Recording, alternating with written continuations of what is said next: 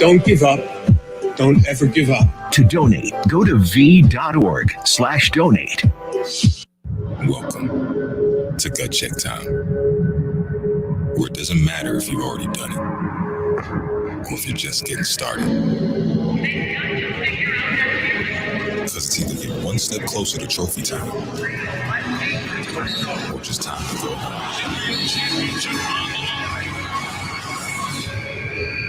Only time will tell. It's playoff time. It's NBA on ESPN time, starting Saturday, May 22nd.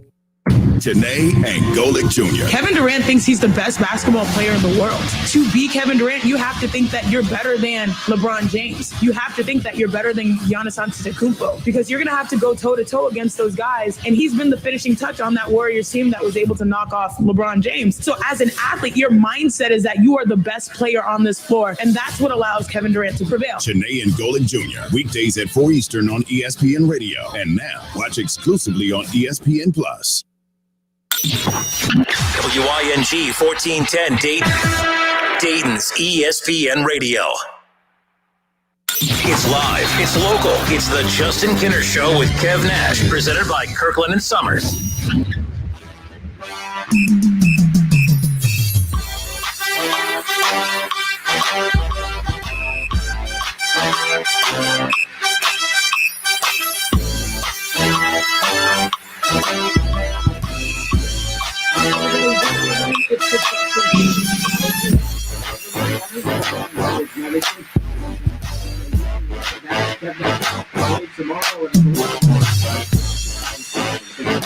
He's left the show.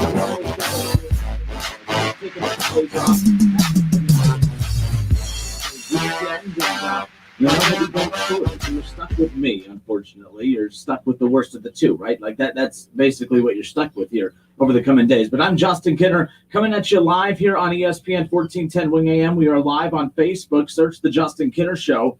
Like and follow the page. That's where you could watch the show live daily from 3 to 6 right here on 1410 Wing AM. We're also live on ESPN Dayton's YouTube channel, so make sure you go and check that out. Again, search ESPN Dayton on YouTube and like and subscribe to the YouTube channel, and that's where you'll also be able to watch previous shows previous shows in their entirety, as well as live shows Monday through Friday, 3 to 6, and then you can also catch select segments and all interviews that we do right here. Again, a shout out to our sponsors as well, Orion Sports Medicine and Kirkland and Sommers. We appreciate our show sponsors as well, which helps us bring you the show every day from 3 to 6. We have a lot to get into, so much to dive into as we sit here this afternoon. And the sound on the radio, so we're getting some complaints about the sound. See, this is why we need Kev here. So give me one moment. Let me go check to see what that is and push this. One moment.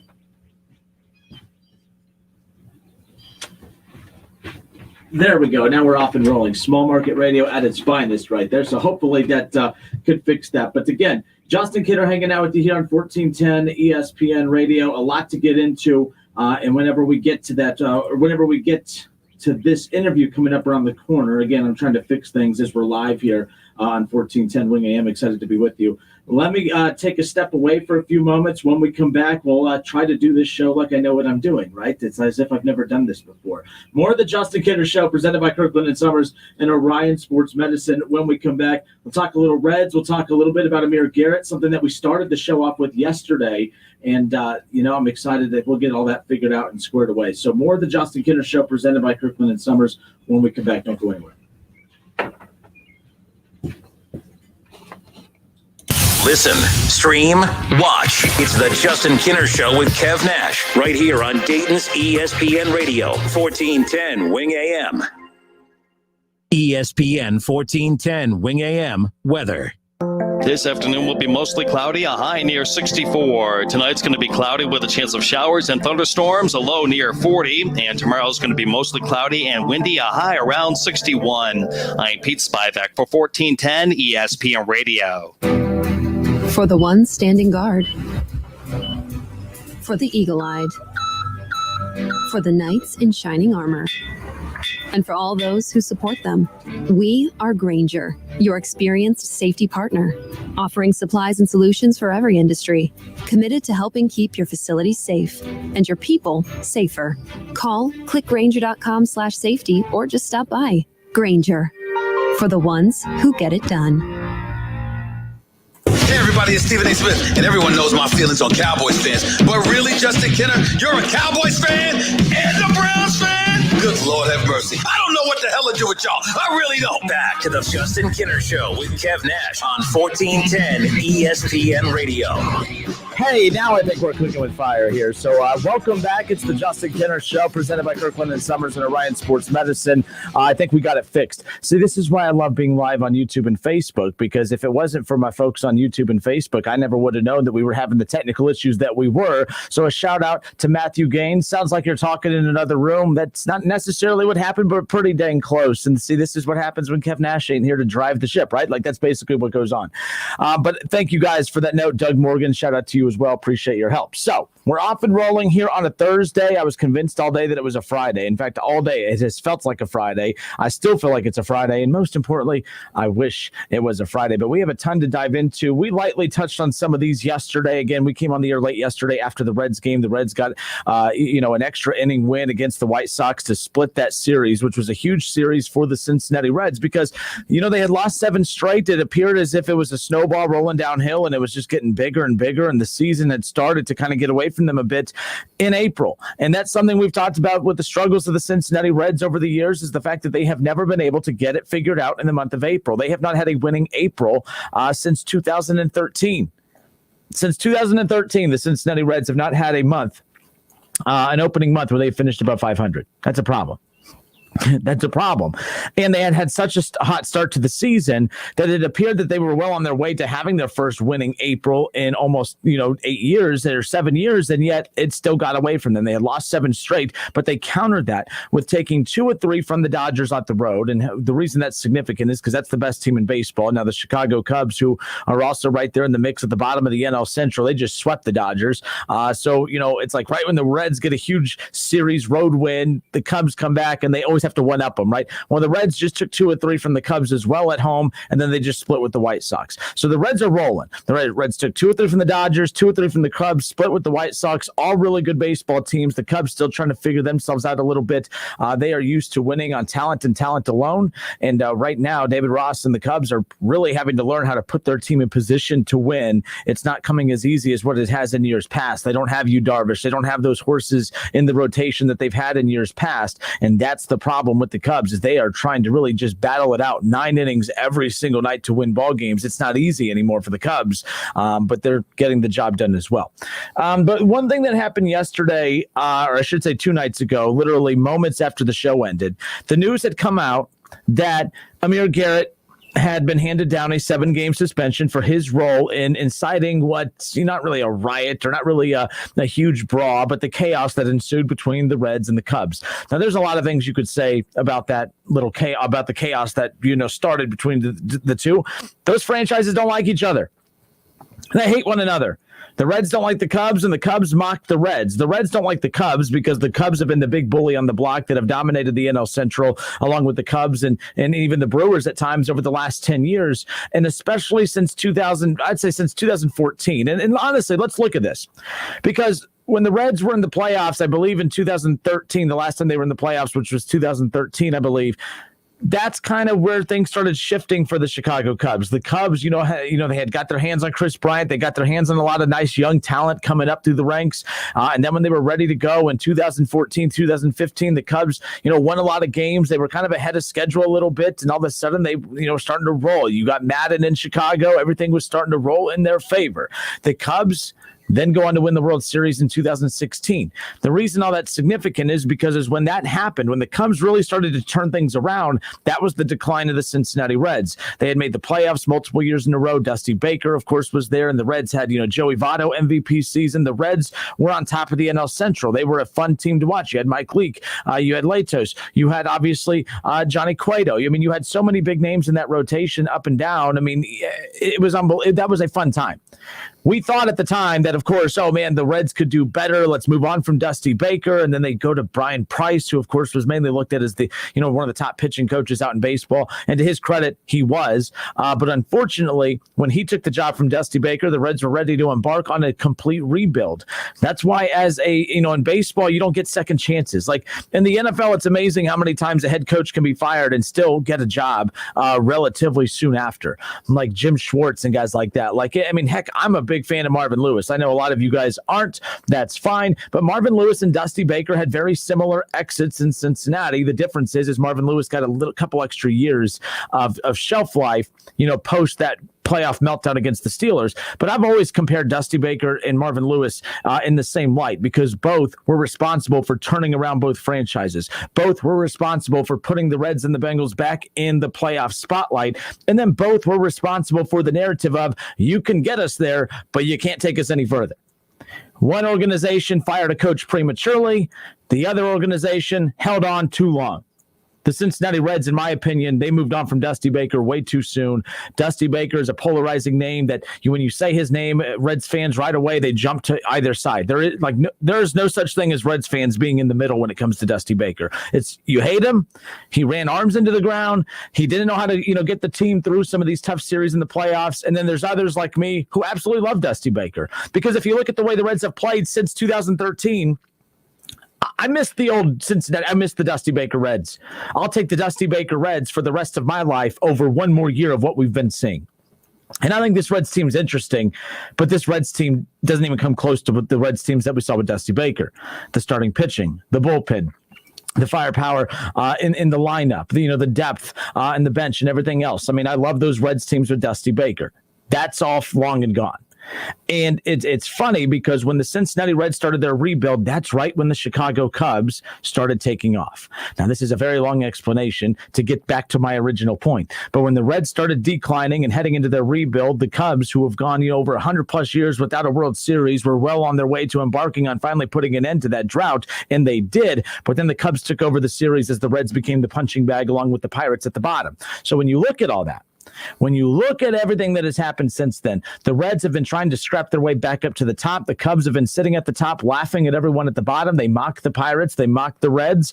They don't fear the Brewers, but I think that they respect when the Brewers are in town, and they definitely respect the Cardinals. When you think of the NL Central outside of Reds country, you think of the Cubs, you think of the Cardinals. The Brewers are that quiet, they're that silent killer over in the sideline that's no one's paying attention to because everyone's focused on what the Brewers or on what the Cubs and the Cardinals are doing. The Reds would love to put themselves in that Brewers position where they're sitting over here as the silent assassin just waiting to strike at any moment. But the Reds are always making headlines for blunders, for these losing streaks that shouldn't happen. After starting out the season as one of the hottest teams in baseball, then going a 7-game losing streak and losing to teams you shouldn't, that can't happen. That just cannot happen. Right now, the Cincinnati Reds run differential is at 0. They were at plus 34 at one point. They were dominating in the early weeks of the season, which, of course, at that point, they were averaging about 9 to 10 runs a game. That was not sustainable. The best teams in the history of baseball were never going to be able to sustain a 9 to 10 run average game a night. So it just wasn't going to happen. But the Reds team looks a lot different. Very streaky with their hitters. Eugenio Suarez right now. At what point does a drought just become who you are? Like, Suarez was so good for so long, and we were such a big fan of him that it was just one of those things that we keep lying to ourselves. We keep saying, "Oh, Suarez, he'll hit out of it. He'll hit out of it, and he'll have one game, or he'll sneak a line drive in, or he'll hit one deep, and then he'll go on another 2 or 3 games without a hit." And then we just keep telling ourselves, "Oh, but he's too good. He's going to hit himself out of it." We tried doing that with him last year. He never hit himself out of it. We tried to do that with him this year. He hasn't hit himself out of it. How long do we as fans allow a drought to go on before we just say, "Oh, we need to do something about that. We need to get him out of there"? That's a problem. Joey Votto now out for a while. So the Reds are embarking on a lot of issues. But I brought up the Cubs situation because the Cubs mock the Reds. No matter where the Cubs are at in the standings, right now they're fairly even team-wise, but the Cubs are always going to give them the edge because of the Chicago Cubs, because they've earned it. They've won a World Series in the last 5 years, and they have a lot of those main pieces still on that roster. They might be losing a lot of those pieces by the trade deadline, as I think that the Cubs are embarking on a potential rebuild coming up here in the coming years or in the coming months. months, I should say. But nonetheless, it is interesting. The Reds hate the Cubs mock the Reds. And when you have hatred mixed with the team that mocks you, there's always going to be that little brother mentality of, oh yeah, I'll show you. And that's the Cincinnati Reds. The Cincinnati Reds constantly play with the chip on their shoulder. Now, normally I like that. I like teams that play with a chip on their shoulder. I like players who play with that chip on their shoulder because more times than not, that usually means that fuels your winning. But the Reds are too inconsistent for me to say that fuels their winning. But the Reds use that chip on their shoulder to make things chippy in games that really that doesn't mean a whole hell of a lot. Amir Garrett had a horrible year, has an ERA around 10, a little over 10, strikes out Anthony Rizzo, slaps his chest, barks, makes a lot of noise, says some things I'm not allowed to say on the air. Cubs take exception, and Amir Garrett keeps chirping, leads to a 7-game suspension of Amir Garrett. I don't like the ruling. I don't like that Major League Baseball has handed down this 7-game suspension for Amir Garrett. I think it's absolutely ridiculous. I love when players show passion. I love when players show emotion. I love when they are excited about what they are doing. I like when players get pissed when they play bad. And I like when players just can't contain themselves with excitement and energy when they're playing well. I loved what I saw out of Amir Garrett. But I also understand why Major League Baseball has finally had enough with Amir Garrett, because how many of these little brawls, not really brawls, but how many of these situations have occurred because of Amir Garrett over the last couple of years? Too many to count, right? I mean, we're always going to give Puig it wasn't even just Puig. I mean, it was multiple Reds that had played a role in the Pirates situation. Amir Garrett's one of those. The Cubs have been in multiple situations with the Reds that Amir Garrett has started, basically. And then the most recent one, I mean, you look back at the Cardinal series where Castellanos played a role in that, but Amir Garrett chirps in that too. The one constant factor in all of these situations is Amir Garrett's always one of the loud guys that is really kind of getting everything going. And the one thing that's hurting Amir Garrett right now is reputation. Me and Kev talked about it yesterday on the show. I said, am I mad that Major League Baseball handed him a 7-game suspension? Absolutely. Am I surprised that they did it? No. Major League Baseball has been slowly kind of telling the Reds, hey, get your stuff together. It started back with Puig when Puig was suspended for a few games after basically taking on the whole Pirates roster for that altercation, right? Like the Reds have been warned by Major League Baseball for years now. This isn't them. Everyone's like, oh, Major League Baseball hates the Reds. They're attacking the Reds. They're attacking the Reds because they're tired of telling the Reds to be quiet, and then the Reds keep chirping. So we're at the point now where, no, Major League Baseball is not picking on the Reds. Major League Baseball has just had enough of the Reds. They've told them to shut up. And no, this isn't like the negative connotation of shut up and dribble. This is shut up and play. This isn't telling players, they're not allowed to have an opinion on any kind of real-life situations outside of baseball. This is literally stop chirping at the opponent, stop taunting the opponent. If your opinion is they should be able to taunt and they should be able to show emotion, I agree with you 100%. But that doesn't change the fact that Major League Baseball has said no more. It doesn't change the fact that Major League Baseball has said you're not allowed to taunt. You're not allowed to show up the opponent. Now, the pitchers could, the hitters and all that, hitters, pitchers, whatever. It doesn't matter. I've always I've always lived by this, and just because you find a rule to be stupid does not give you the green light to break it. Just because the Reds and Amir Garrett and David Bell and everyone else on the Reds, just because they believe that it is stupid that you can't show emotion, it doesn't give them the green light to go and to make their own decisions and to show up the opponent. I love Amir Garrett for what he does. But I also know that Major League Baseball for years has been trying to get the Reds to slow this down, and they don't stop. They keep going. They keep instigating. They keep chirping. They keep taunting, and it's always Amir Garrett. Amir Garrett has a reputation now, which is why every time he starts one of these things or a Red starts one of these things, Major League Baseball's like, okay, we did a 2-game suspension last time. We're doing 7 now. Next time it'll probably be 14, and next time it'll probably be whatever it is. The point is I don't like that Major League Baseball is doing it, but it doesn't change the fact that it's still a rule that that the Cincinnati Reds need to kind of button up a bit. David Bell needs to tell Amir Garrett, I don't want you, okay, I do not want you to lose your passion or your fight or your fire, but it needs to be under control a little bit more. David Bell has to be the adult in that dugout. David Bell has to be in charge of this roster. He has to be able to still channel that same energy from Amir Garrett, but also get him to understand, bring it down a notch.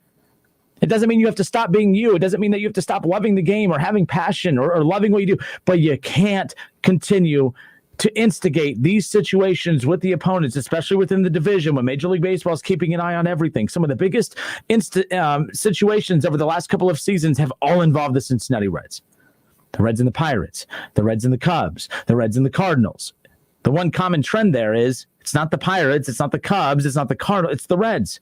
It's always the Reds. I mean, this goes back to even Brandon Phillips and the Cardinals, which, by the way, I love all of these things. I love watching these situations unfold. I love the drama. I love the chaos. I love watching that two teams who hate each other, that it boils over. But also, with loving that, I am acknowledging that, okay, Major League Baseball doesn't love that, and they're going to come down with the punishment. So, Major League Baseball gives Amir Garrett a suspension. I don't like the suspension, but I understand why they did it. They've told you to stop. You don't stop. You keep going. Fines ain't going to work. 2-game suspensions ain't going to work. A 7-game suspension? Now, that has the Reds' attention. Not just the Reds' attention, but that has every other ball club around baseball's attention, too. Amir Garrett is being mentioned in every dugout across Major League Baseball right now. In every clubhouse across Major League Baseball, Amir Garrett is being mentioned of, hey, guys, cool it. He just got a 7-game suspension, and he didn't even put his hands on anybody. He didn't throw a ball at anybody. All he did was chirp. So let's minimize the chirping. Let's make sure that we're maximizing our effort out on the field and that we're not putting our team in a position to hurt it based on our emotion out on the field. Show emotion, channel that emotion. Don't lose the fire. Don't lose the drive, but don't be an idiot. And that's what Amir Garrett's kind of being a little bit. Like, cool it. What are you trying to prove? Oh, I'm trying to prove to myself that I'm back, baby. There's so many other ways to prove that you're back, baby. And you know how you prove that? You struck him out. You know how you continue to prove it? Strike the next guy out. Get the next guy out. Get that damn ERA at 10 down a little bit, and maybe you wouldn't have so many people on you. I'm not against Amir Garrett. I'm all for Amir Garrett. But I think it's kind of foolish for those who are angry at Major League Baseball for punishing Amir Garrett for what, the 4th time now? Major League Baseball, they're going to keep doing this little, hey, don't do it. He doesn't. Hey, don't do it. He doesn't. Hey, don't do it. He doesn't. Eventually, Major League Baseball has to, bring the hammer down. And that's what they did. 7-game suspension. Not a fan of it, but I definitely understand where Major League Baseball is coming from as far as that goes. Now, here's what I do want to see, because I see more fight from Amir Garrett than I actually do the Cincinnati Reds. I think I would love to see David Bell show a little bit more fight in regards to defending his team. Now, I think David Bell does a fantastic job in the game of, especially when he goes at the ump, whenever the ump finally sets him over the top, David Bell definitely lets his frustrations be known. But I do think that Phil Castellini, Bob Castellini, Nick Kroll, whoever it is, needs to release a statement questioning Major League Baseball's handling of this situation. Now, something happened in the NHL today that I think might deter that from happening, but I still would love to see it. I would still respect the Cincinnati Reds if they did it. So I don't talk a lot of hockey on this show, but the New York Rangers were just fined $250,000 for releasing a statement which criticized the Department of Player Safety, and that guy's name is George Parros. Now, the reason that the Rangers criticized George Parros is because of the actions of Tom Wilson. Now, Tom Wilson's actions do not compare to Amir Garrett's. This situation doesn't necessarily compare in regards to the severity, but it will compare in regards to how one team decided to defend its team, and while the other team is silent, letting their players be scapegoated by the league. That's the problem I have. So the New York Rangers just fined $250,000 for releasing a statement going after the Department of Player Safety and its head, George Parros. Now, Washington Capitals' Tom Wilson, he was fined, not suspended, for punching a defenseless Rangers player laying flat on the ice. Went right up there and just punched the hell out of him. Laying flat on the ice, defenseless, punched him, fined $5,000. A little bit later, that same player, Tom Wilson, he throws down another star player for the Rangers. He throws that star player down to the ice. And in that process of throwing that player down to the ice, that player is now out for the rest of the season. He threw him down to the ice. Ends his season. It hurts the Rangers. He punches a guy laying on the ice defenseless. A defenseless guy laying on the ice, and he goes up there and just punches the hell out of him. He was fined $5,000. Holy smokes. I mean, $5,000. That's it. So the Rangers were pissed. So the Rangers come out and they release this statement. It just looks like those official statements that you see on Twitter and on Facebook, basically acknowledging the disgust for the Department of Player Safety for only fining Wilson $5,000 and saying that it is absolutely unacceptable that they had a player, be knocked out for the rest of the season because of his foolishness. Another guy was lying defenseless and just got his face punched in by this guy, and that they think it was absolutely embarrassing in the league to not handle it in a different way. They released that statement. Not the coach, not the player, but the team as a whole released that statement attacking the NHL. Now, the one thing about these leagues is, and especially these, when you look at the leagues as a whole, they don't like to be told what to do. They don't like to be embarrassed. They get embarrassed enough as it is because everyone always has an idea of how to do their job better. What they don't want is the teams coming after them publicly because, in essence, they work for the teams and they're the punching bags for the teams. But when they start getting punched on by the teams, that's where they kind of draw the line a little bit. And NHL didn't like that. They fined the Rangers $250,000. They fined the player, Tom Wilson, $5,000 for punching a defenseless guy in the face, and they fined the whole team $250,000, $250,000 for calling them out. Now, I don't really care about the hockey side of things, but I do respect that the Rangers came out to defend their guy and released that statement and attacked the NHL and attacked their decision-making. I think that the Cincinnati Reds need to do the same thing. I don't like that Castellanos got the 2-game suspension from earlier in the season. You had Yadier Molina put his hands on him. Literally, there's a picture of Yadier Molina's hand grabbing the back of the neck of Castellanos. Molina got nothing. Castellanos got 2-game suspension because he showed emotion and incited the situation between the two. I think it's dumb. You still got to control it. Still can't do it. Just because you find the rule stupid doesn't give you the green light to continue to break it. But what I would like to see is some more fight from the front office. Show that you have your players back. Show that you are standing with them. You could still be behind, by the way, how many of you have gotten in trouble at school and your mom marches down to the principal's office and, the teacher's saying bad things about you and she defends you and says, that they blame the teacher, they blame the school, they blame everybody else for why their kid's, struggling in school. And the kid's sitting there like, yeah, tell him, Mom, tell him. And then you get in the car and you think everything's fine. And then your mom just lays into you when you get in the car. Like, how stupid can you be? You got to get your homework done. You got to do this, this, and that. It's like, well, where was that inside? Well, I'm not going to tell them that they're right. They got to do their jobs too. That's basically what that's what the Reds need to do right here. They need to stand side by side with Amir Garrett, with their team, rip Major League Baseball, put them on blast, make sure that they know that these teams aren't going to put up for the handling of the situations in this type of situation, and then handle Amir Garrett off to the side. Tell him to cut it out. Tell him to cool it. Tell him to be an adult. Channel it differently. Figure it out. But missing games is not going to work, especially because Amir Garrett is pitching better. People keep looking at his overall ERA sitting above 10. I get why people are kind of against him for that, but he's been pitching better. It started with that Cubs game. They could build on that. That's the 7-game suspension is being appealed as we currently sit here right now. I don't know if it'll get knocked down. The Major League Baseball did not budge on their 2-game suspension of Nick Castellanos, back in early April from the situation against the Cardinals. Maybe they budge a little. Maybe they knock this down to 5. But overall, I still fight to the very end and say he didn't touch anybody. He didn't put his hands on anybody. He didn't throw a ball 98 miles per hour at someone's head because he didn't like the bat flip that came his way. No. He taunted. He ran his mouth a bit. Don't know what else you want to do, but a 7-game suspension is pretty rough, especially considering the Reds have had 2 off days this week. They have 1 off day over the next 31 days. You need everyone on deck. That is for sure. All right. I'm Justin Kinner. It's the Justin Kinner Show with Kev Nash, presented by Kirkland and Sommers right here on 1410 ESPN Radio. We'll step away for a few moments. When we come back, I want to talk about, a former player that a lot of Reds fans are familiar with. Albert Pujols was released by the Angels earlier today. And, of course, a lot of people are messaging in, I want to hear about Albert Pujols. The Reds need a first baseman. Joey Votto's out for the next month and a half. I don't want Albert Pujols in Cincinnati. We already have one first baseman who's hitting .220 on the season, and we've been trying to convince ourselves that he's great over the last 3 years. We don't need to bring in another first baseman doing the same thing, do we?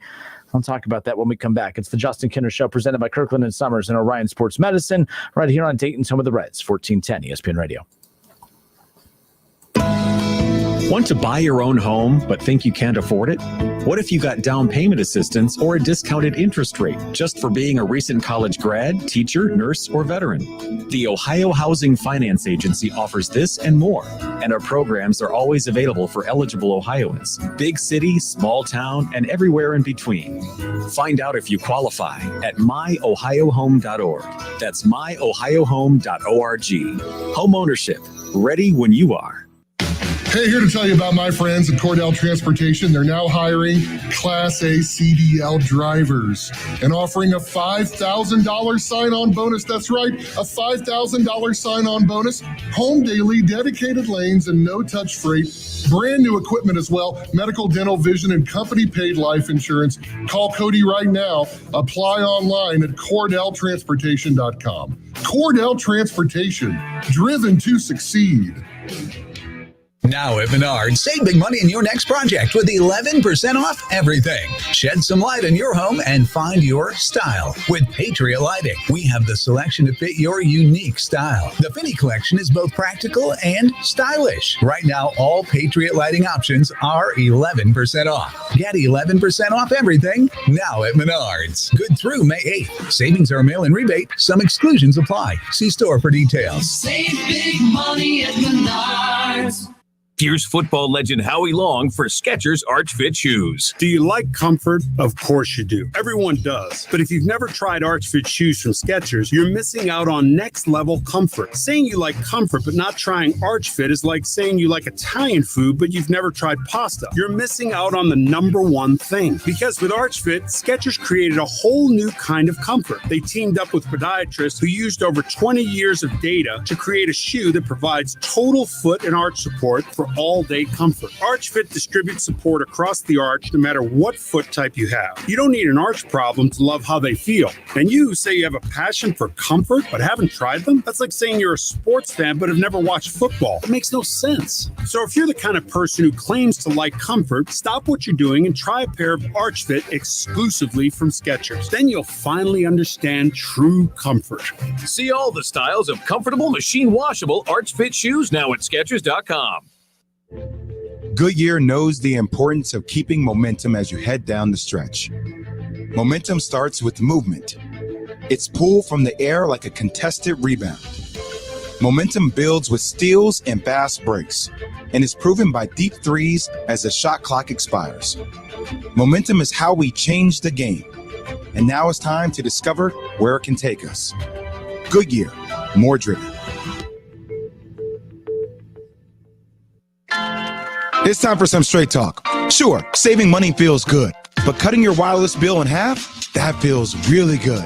Like walk-off home run in the 9th inning kind of good. Okay, maybe not that good, but pretty darn good. With Straight Talk, you can get 25 gigs of high-speed data for $45 a month, up to 50% less than the other guys. Plus, no contract. All on America's best networks. Why pay a whole lot when you can pay half? Straight Talk Wireless. No contract, no compromise. Liberty Mutual customizes your car and home insurance so you only pay for what you need. Liberty, liberty, liberty, liberty.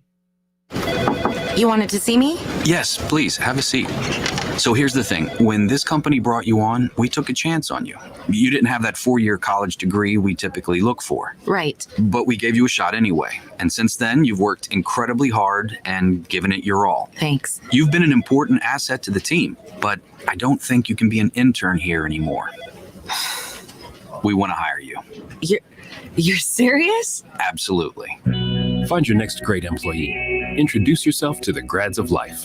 Who are they? Talent worth knowing about. Young adults of unique determination and experience. An ideal fit for your company in an entry-level position, internship, or even mentorship. They might not have every qualification you typically look for, but they're exactly who your company needs. I won't let you down. I know. Don't miss out on a resource many innovative companies have already discovered. Go to gradsoflife.org to learn how to find, cultivate, and train this great pool of untapped talent. Brought to you by the Ad Council and gradsoflife.org. There are many ways to catch the Justin Kinner Show with Kev Nash on 1410 ESPN Radio, weekdays from 3 to 6 p.m. You can catch it live right here on 1410 Wing AM, or you can stream the show at wingam.com. But now we have another way that you can take in the show. You can now watch the Justin Kinner Show with Kev Nash live on ESPN Dayton's Facebook page. Listen, stream, watch. It's the Justin Kinner Show with Kev Nash, weekdays from 3 to 6 p.m. on 1410 ESPN Radio. Whether you're at home, at work, or in your car, tune in to ESPN 1410 Wing AM or stream us live at wingam.com.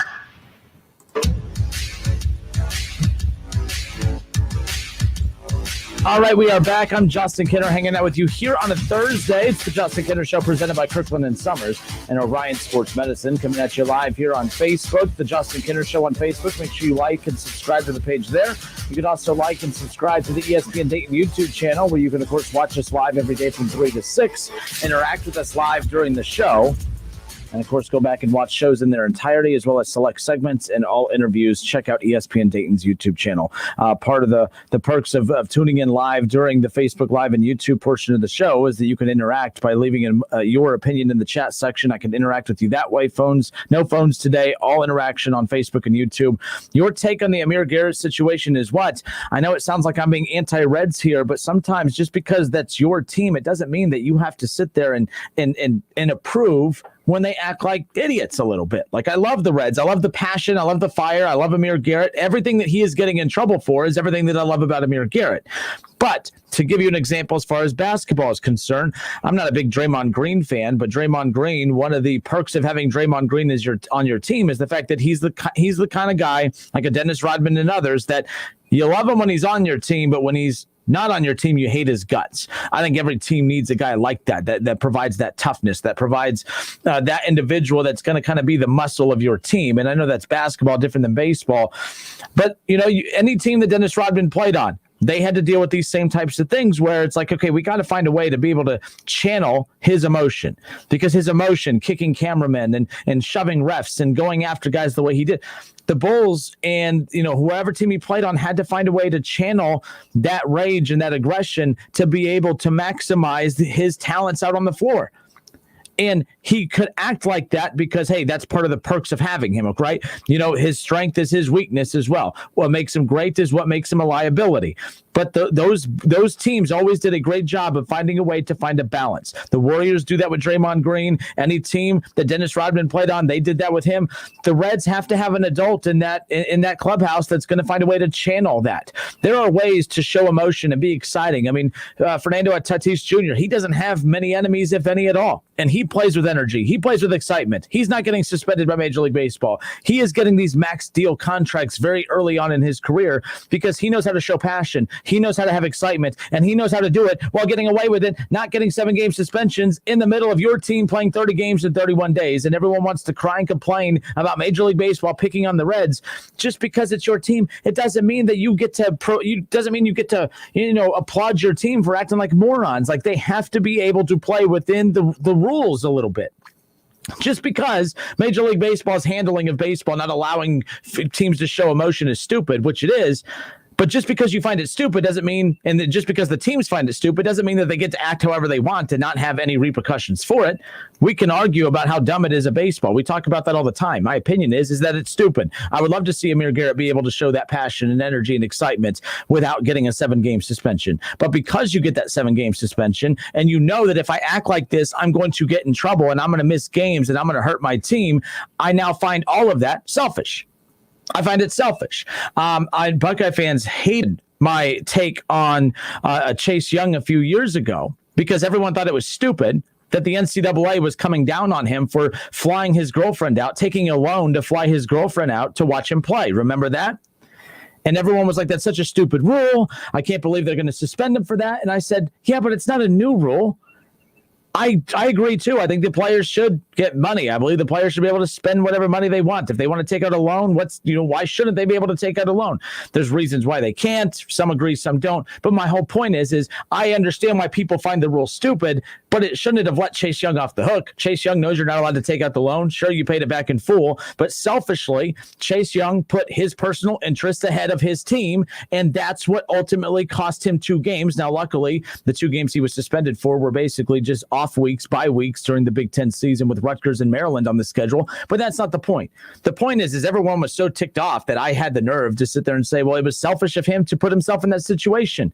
Just because you find the rules stupid doesn't mean you get to break them without any kind of repercussions. We always have the wrong conversation. The conversation always turns into, man, Major League Baseball is stupid. Both can be true. Major League Baseball's rules are stupid, but I also find it stupid that Amir Garrett continues to do this knowing that he's going to get in trouble. That's what I also find stupid. There's certain roads here in town that I'm like, why is this only a 25? Why are we only going 25 right now? Screw it, I'm going 35. I find this 25-mile-per-hour speed limit stupid. The cop pulls me over. Sir, you were speeding? Damn right I was speeding, officer. This is a stupid speed limit here. I'm going to drive however fast I want. And he could say, sure, here's a ticket. That's stupid. I hate that it's only 25 miles per hour, but if I'm going to break the rule that I find stupid, I can't be surprised when I get punished for it. That's what's going on here. If you want to cry about the league, that's fine. We can have that conversation. But you have to hold your team accountable too. You have to look at Amir Garrett and say, dude, what are you doing? Cool it. You could show energy and excitement. You could have struck the guy out and moved on, but you had to add the little extra at the end, which I love, but I also know that that's going to get him in trouble, and it's costing him games. The Reds have 30 games in 31 days, 1 off day. They have 2 off days this week alone. They have 1 off day in the next 30 days, and Amir Garrett went and got himself suspended for 7 of those. That's a problem. That's a problem. I don't care. I know it's stupid. I know the rule is stupid, but to summarize, just because you find the rule stupid does not mean that you get to go and break the rule just because you don't like the rule. Oh, I hate wearing masks. Wearing masks is stupid. Well, it's fine if you think that, but you got to wear them. And if you don't, there's going to be some businesses that, of course, hold you accountable. Some won't. But the point is you can't walk into a restaurant that clearly has a damn sign that says no mask, or that you have to wear a mask to enter this building, and then you walk in without a mask, and then the people have the nerve to do the, oh my God, they're making me wear a mask, blah, blah, blah, blah, blah, America, my rights, my freedom, blah, blah, blah. Shut up. Just put the mask on. Follow the damn rules.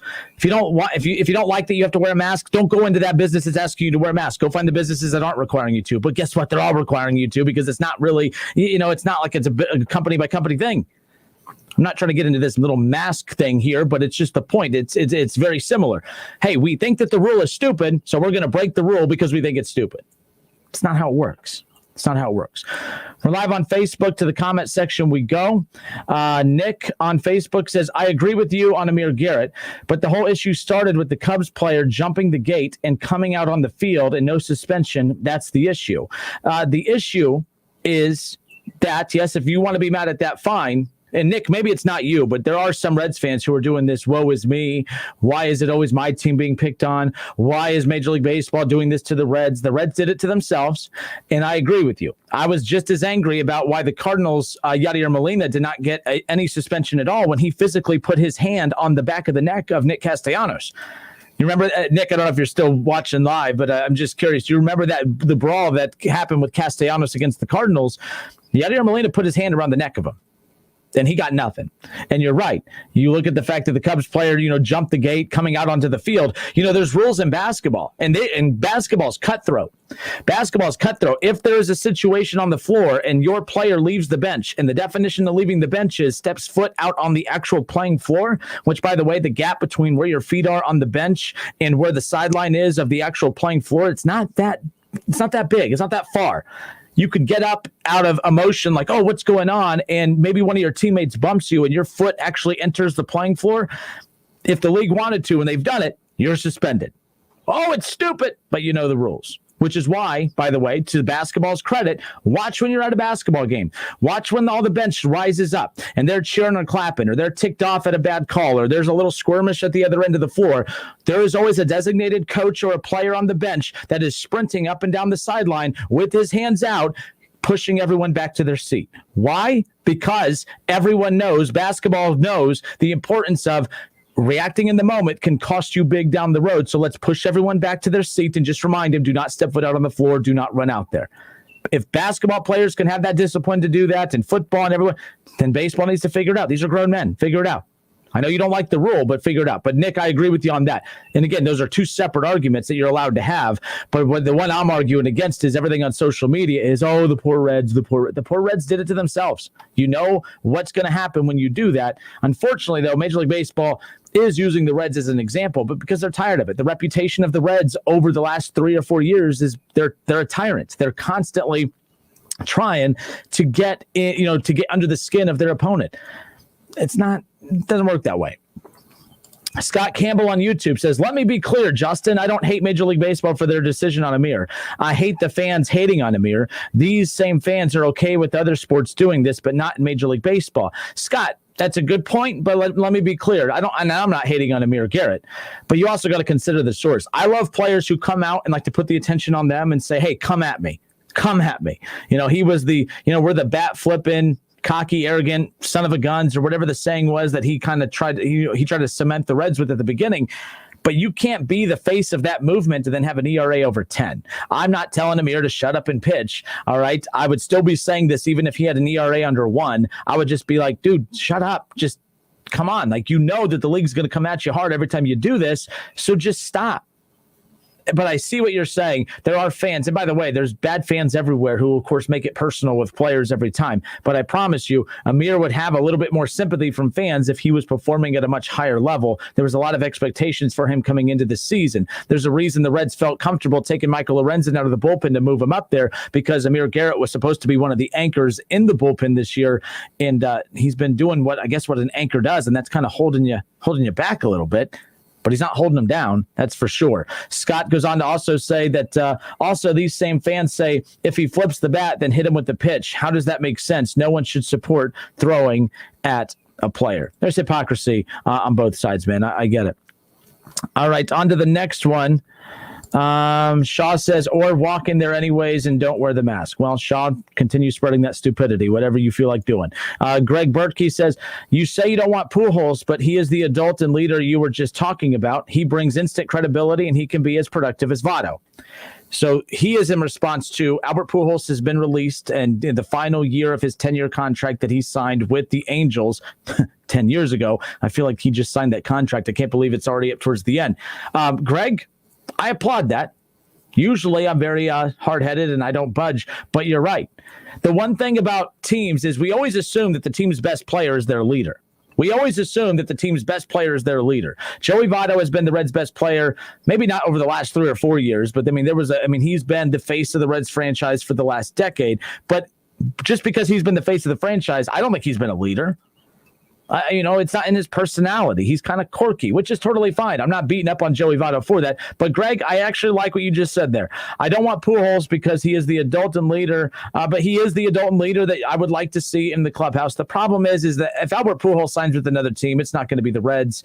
It's going to be with an American League team that can use him as a DH. He's going to get the big poppy push to close out his career. I think he makes a lot of sense for some of these American League teams, these teams that are already stacked, whether it be the Astros, whether it be the Yankees. It's going to be, or the Red Sox or whoever, it's going to be a team like that is going to use him in that role. He's not going to go to the Reds where he's going to be expected to be out on the field. And that's what I've always feared about Joey Votto at this point in his career, is that without the DH in the National League, you're really going to feel the wrath of that contract more so with Joey Votto than what the Angels had to feel with Pujols. The difference is the Angels have more depth and they're able to get away with it a little bit more. I like the idea of the Reds with Albert Pujols, but at the same time, it's just not realistic. I don't see them going there. I do think he would be a better leader in the clubhouse than Votto, but at this point, Pujols comes in, his leadership is not going to match his ability out on the field. So I'm not sure. It's a 0% chance of happening. I knew the second we saw that he was released that everyone was going to be jumping on board and saying, hey, you know what? Everyone, let's go get Albert Pujols. Joey Votto's out for the next month and a half. I would love to see the Reds make some kind of transaction to be able to address first base, not just for this season, but moving forward. I think the Reds have done a horrible job of really laying out a plan for post Joey Votto, which is coming sooner than you think. Albert Pujols just isn't it for me as far as that goes. Philip Lassiter on YouTube says, is it though? His ERA is over 10 for the season. Let him sit. He hurts the team every time he comes out to pitch. So Philip, your take is with Amir Garrett.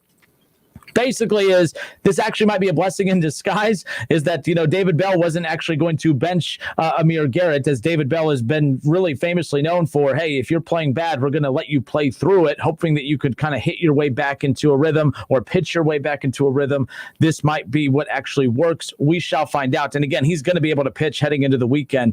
Last time when Castellanos appealed his suspension, he actually, it took about a week and a half, 2 weeks. It took a while. So Amir Garrett appealing here, and everyone appeals, makes sense because it's going to give him time to pitch in some of these big series coming up. Here's what's coming up for the Cincinnati Reds. The Reds, of course, after wrapping up the series with the White Sox, there'll be 3 at the Cleveland Indians over the weekend. They'll have 3 at the Pittsburgh Pirates, and then they'll have 4 at Colorado before returning home on the 17th, where they will start a 4-game series with the San Francisco Giants.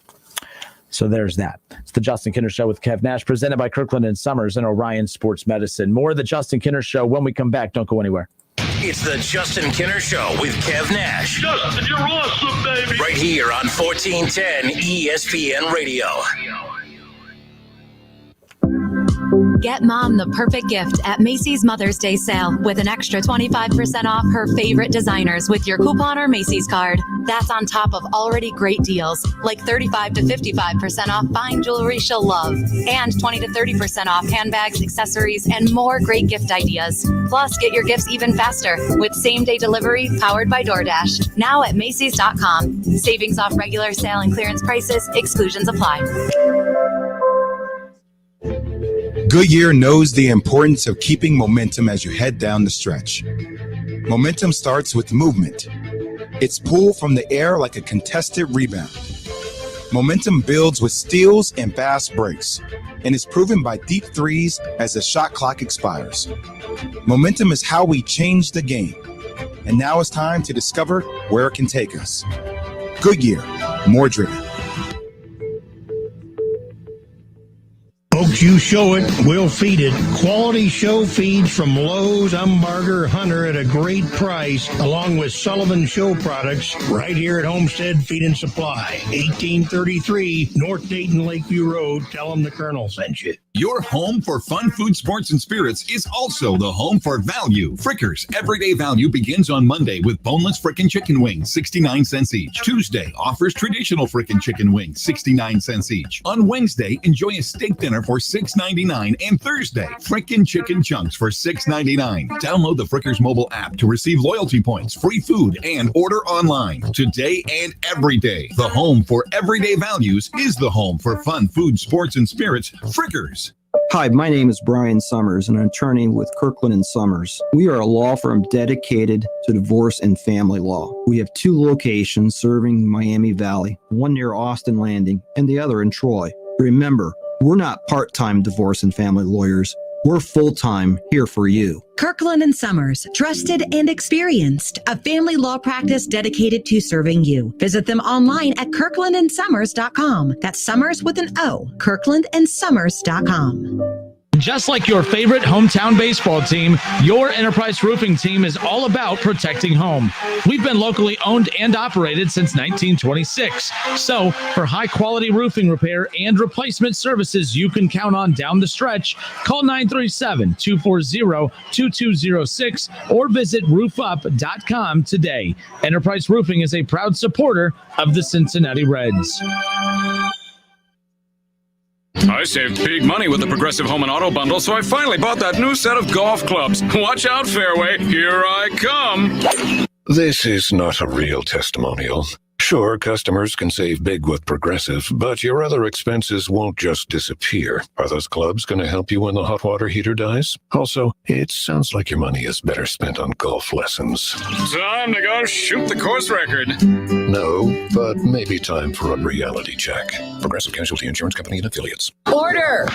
Continue, Miss Garner. With the Capital One Venture Card, you earn unlimited double miles on every purchase every day. Objection! My credit card doesn't earn double miles on every purchase. I object to your objection. With the Capital One Venture Card, you earn unlimited double miles on every purchase. Order! Please read Counselor's last statement.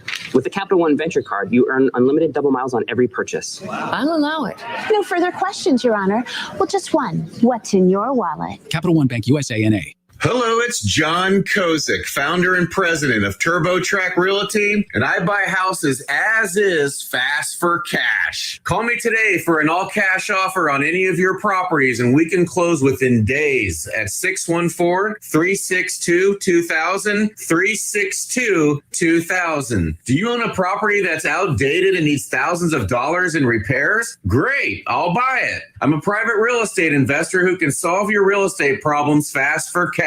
Do you want to sell and just be done with it? Okay, great. I buy vacant properties, boarded up houses, pre-foreclosures, and inherited properties. I also buy apartment buildings, rental portfolios, divorce homes. I even buy my tenant won't pay me the rent houses. I look forward to solving your real estate problems today. Give me a call for an all-cash offer at 614-362-2000, 614-362-2000. You have empty office space to fill or home office to create. You know what you need. You know what you'd like. But you also have a pretty good idea after you've shopped around the usual places what you need and what you like might not happen. Well, then you haven't been to Charles Larrick's Warehouse Outlet. Nobody has their selection. Nobody has their discounts. And every week there's something new. If you need office furniture, Larrick's Warehouse Outlet can sell it to you for half the price and below manufacturer's selected prices. Half price and below on hundreds of items. Selection from budget to the best. Really, desks from $50 to $5,000. Filing cabinets from $25 to $500. Before you go anywhere else, do yourself a favor and come to Larrick's Warehouse Outlet. With 25,000 square feet of selection, you're not going to go anywhere else. Larrick's Warehouse Outlet at 23 McOil Avenue, Dayton. Open Monday through Friday, 9 to 6. Larrick's, continuing the tradition. Audible Plus is everything you want to hear. Listen all you want to thousands of select originals, audiobooks, podcasts, and more. Sign up for a free Audible Plus trial at audible.com. All sports, all the time. This is 1410 ESPN Radio.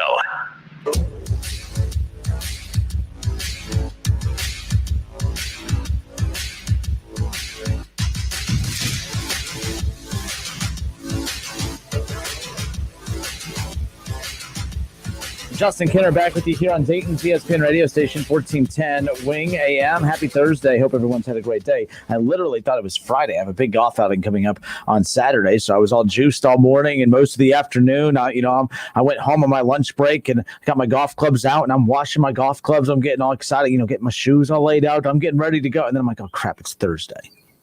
It's Thursday. That's a real kick in the you-know-what as far as that goes. But nonetheless, Reds off today. Reds will be back in action starting tomorrow. They'll have a 3-game series with the Cleveland Indians, and that'll be at Cleveland. Then they'll have 3 at Pittsburgh, 4 at Colorado before returning home on Monday, May 17th, where they will start a 4-game series with San Francisco, then a big series with the Brewers, but most importantly, 30 games in the next 31 days, only 1 off day. The Reds had 2 off days this past week, which is a big deal, mainly because of the fact that the Reds are starting to get a little bit beat up. All right, Joey Votto's out for the next month and a half, and I see a lot of people overreacting to that. I think it's a problem because they don't have a lot of depth at first base. They don't have a lot of options. I know that Kyle Farmer is quite the utility guy, but as far as a long-term solution at first base, I don't know where you want to go there. The reason, though, I will say that Votto's absence is a concern is because no matter who you put at first base, they're not a first baseman. So that's always going to lead to a lot of issues. It's going to lead to a lot more errors. It's going to hurt them more defensively, which really – it's not how much more you could do to make them worse defensively. You already have Eugenio Suarez not playing in his traditional position, and his play at shortstop is matching his play at the plate.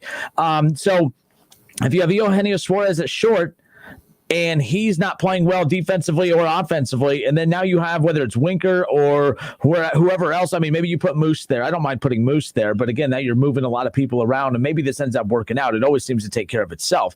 But you're playing people at their non-traditional position that, you could maybe get away with that if you're trying to kind of make up time for one position, but to do that at shortstop, to do that at first, maybe you're doing it at second. And I know all these guys are pro ball players. They've probably played some of these positions at some point in their career, but Eugenio Suarez, we were told, well, he should be fine. He's played shortstop before. He's really good. And to his credit, he's a team player. Joey Votto was approached about playing a different position years and years ago as they were trying to kind of loosen up the roster, but he wouldn't budge. He would not budge. He was not a team player when it came to that, the leader. Eugenio Suarez says, hey, I'm the best player on the – now right now you're probably laughing saying he is not the best player on this team, but he really could have played that card because I know last year he had a down year. I don't think anyone really bought into his down year, mainly because of the fact that it was a COVID-stricken 60-game season. Anyone that didn't play well, we just chalked it up to playing out of your normal circumstances. It wasn't your traditional season. A lot of people were going to have a down year because of the adjustments that had to be made. He'll return to form by once we get to the regular season, being this year, of course. That hasn't been the case. But at that time, he could have pulled the card of, you can't tell, I'm not going to play shortstop. I'm your best player. You don't tell your best player to change positions. That's what Joey Votto said. And now Suarez, the ultimate team player, he gets bit in the ass because he's trying to do what's best for the team. He's trying to do what's best for him. He's trying to put his team in position to win. He knows that if he's stubborn and won't move from third base, that it's going to put someone else in a bad spot. And now the only problem is he's put himself in a bad spot. He's put the team in a bad spot. and it's not his fault. So I feel bad for guys like that who try to do what's best for the team and ultimately end up hurting themselves big picture. But nonetheless, I'm a fan of Eugenio Suarez, but man, he's playing so poorly, and he's playing out of position. And now with Votto out, you're going to be putting someone at first that's also going to be out of position. Now, Moustakas is capable of it. But again, he shouldn't be an everyday first baseman.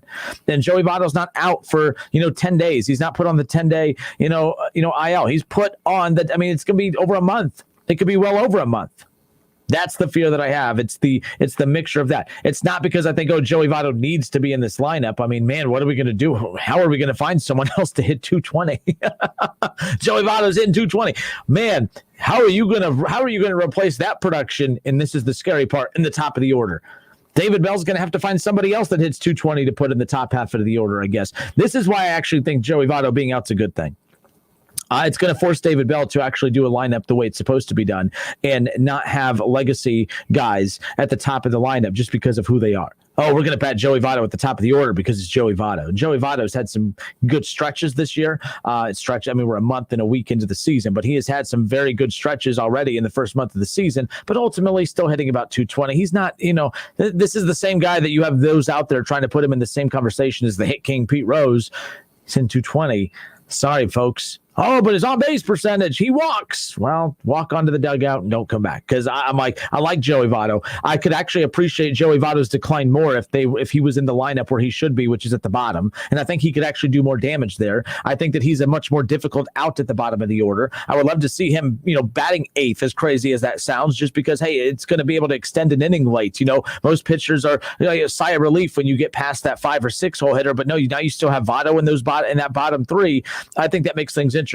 But nope, David Bell always has him top of the order. Drives me absolutely crazy. But I think right now you're looking at a situation where you're going to have Jesse Winker. You're going to have him hitting at the top of the order. Right now you have Castellanos hitting the ball real well. Hopefully Suarez can hit out of his funk. You're going to have Moustakas there. Nick Senzel, whoever it is, the best hitters are going to be at the top of the order, and that's what the Reds need. I am not a fan of Joey Votto hitting at the top of the order. Him being out is going to force David Bell to not make those mistakes as far as the lineup construction is concerned. Okay, so here's what's interesting about this whole Albert Pujols free, retiring deal. The Cincinnati Reds, and this is an article from Bobby Nightingale. We've had Bobby on the show multiple times. And the Cincinnati Reds were actually very close to acquiring Albert Pujols back in 2011. Joey Votto got his big $225 million contract in 2012. Well, that $225 million contract that was offered to Joey Votto was used a year before and offered to somebody else. The Reds were a silent. They were one of the silent teams going after Albert Pujols. The Reds were ready to move on from Joey Votto. Joey Votto wins an MVP in 2012, but the Cincinnati Reds before that season were jumping in on the free agency train for Albert Pujols. They offered Albert Pujols $225 million. They came up just short because the Angels ultimately ended up offering him $240 million over that 10-year stretch. Can you imagine had the Cincinnati Reds got 10 years of that Albert Pujols versus the 10 years they got of this Joey Votto? I know we like to beat up on Joey Votto a little bit, more than probably what we should, but would you have taken over the last 10 years Joey Votto's production? Or would you have taken Albert Pujols' production over the last 10 years? We'll discuss when we come back. More of the Justin Kinner Show, presented by Kirkland and Sommers and Orion Sports Medicine. Hour 2 coming up. Listen, stream, watch. It's the Justin Kinner Show with Kev Nash, right here on Dayton's ESPN Radio, 1410 Wing AM. It's like I blinked and suddenly all my business shifted to e-commerce. Now my business hours are whenever my customers need me. My customers want everything now and faster than ever. It's a whole different world. Your business is changing. The United States Postal Service is changing with it. We're bringing you fast, reliable shipping nationwide, and we're bringing it right when your customers need it. Let's discover new routes. Visit USPS.com/new routes. The United States Postal Service. Priority, you. These days, it's okay to do some things halfway, like wearing your pajama bottoms on a work call. But managing your prescriptions shouldn't be one of them. That's why CVS has a proprietary search tool to find ways that may help lower your prescription costs, and will deliver them for free. No wonder CVS customers are better than most at staying on prescriptions, which tends to make you healthier. Come in or call today and get a free prescription savings review at CVS. Savings vary. Not all patients eligible for savings. Delivery restrictions apply. Visit cvs.com for details. Happy Mother's Day for the Flower Man. This year for Mom, we have beautiful, cutable arrangements at $9.99 and a dozen roses for only $9.99. Amazing. Thank you, Flower Man, and thank you, Mom. Roses, arrangements, and flowers from all over the world for Mom. Go to flowermanflowers.com. That's flowermanflowers.com. WING 1410 Dayton, Dayton's ESPN Radio. Mother's Day is this week, and JCPenney's got amazing gifts for Mom. It's her time to shine, so get her select $15 lab-created white sapphire jewelry. Or Thursday to Sunday, save on Mom's Day deals. Select Liz Claiborne apparel, accessories, and home are up to 40% off. And save extra with a 25% off coupon. Celebrate the woman who does it all. JCPenney. Offers and coupon valid through 5/9. Some exclusions apply. $15 jewelry excluded from coupons and rewards. See store or jcp.com for details. So, how can I promote my new curbside pickup service? It's possible with Staples Connect. I need custom floor decals that'll get noticed, not just walked on. Also possible, Staples Connect can help your business grow with custom printed sales and marketing materials. And now get 15% off signs, posters, and decals when you spend $75 or more. Explore what's new at your local Staples store or staplesconnect.com. Staples Connect, the working and learning store. Ends 5/29. Visit staples.com/signage for details. You wanted to see me? Yes, please, have a seat. So here's the thing. When this company brought you on, we took a chance on you. You didn't have that 4-year college degree we typically look for. Right. But we gave you a shot anyway. And since then, you've worked incredibly hard and given it your all. Thanks. You've been an important asset to the team, but I don't think you can be an intern here anymore. We want to hire you. You're serious? Absolutely. Find your next great employee. Introduce yourself to the grads of life. Who are they? Talent worth knowing about. Young adults of unique determination and experience. An ideal fit for your company in an entry-level position, internship, or even mentorship. They might not have every qualification you typically look for, but they're exactly who your company needs. I won't let you down. I know. Don't miss out on a resource many innovative companies have already discovered. Go to gradsoflife.org to learn how to find, cultivate, and train this great pool of untapped talent. Brought to you by the Ad Council and gradsoflife.org. At CVS, you could earn up to $50 in extra bucks each year just for filling prescriptions. Terms and conditions apply. Not available in all states. See cvs.com/RX rewards or pharmacy for details. He's a former Buckeyes great and now a college football Hall of Famer. And don't forget about his 13 years of NFL experience playing for the Eagles, Dolphins, Jets, and the New England Patriots. He's Dayton's own Keith Byers. Hang out with him every Monday at noon on The Keith Byers Show, presented by Lee's Famous Recipe Chicken. Attention men under the age of 35. You know what really impresses the ladies? When a guy has a few drinks and later gets pulled over for buzzed driving. That could cost you around $10,000 in fines, legal fees, and increased insurance rates. There goes let's grab dinner and a movie. Oh, I know. You drive more carefully when you're buzzed. You've proven that hundreds of times. A woman admires that kind of confidence. And you've practiced how to speak if a cop does pull you over. Slowly, clearly, and politely, like, "Good evening, officer." A woman admires that kind of foresight. And what woman doesn't find it adorable that you call it buzzed even though the law calls it drunk? You can kiss $10,000 goodbye, along with any chance of having a girlfriend. Because nothing says I'm a catch more than a guy who lives in his parents' basement and calls it my place. Buzzed, busted, and broke. Because buzz driving is drunk driving. A message from the National Highway Traffic Safety Administration and the Ad Council. It's live, it's local, it's the Justin Kinner Show with Kev Nash, presented by Kirkland and Sommers.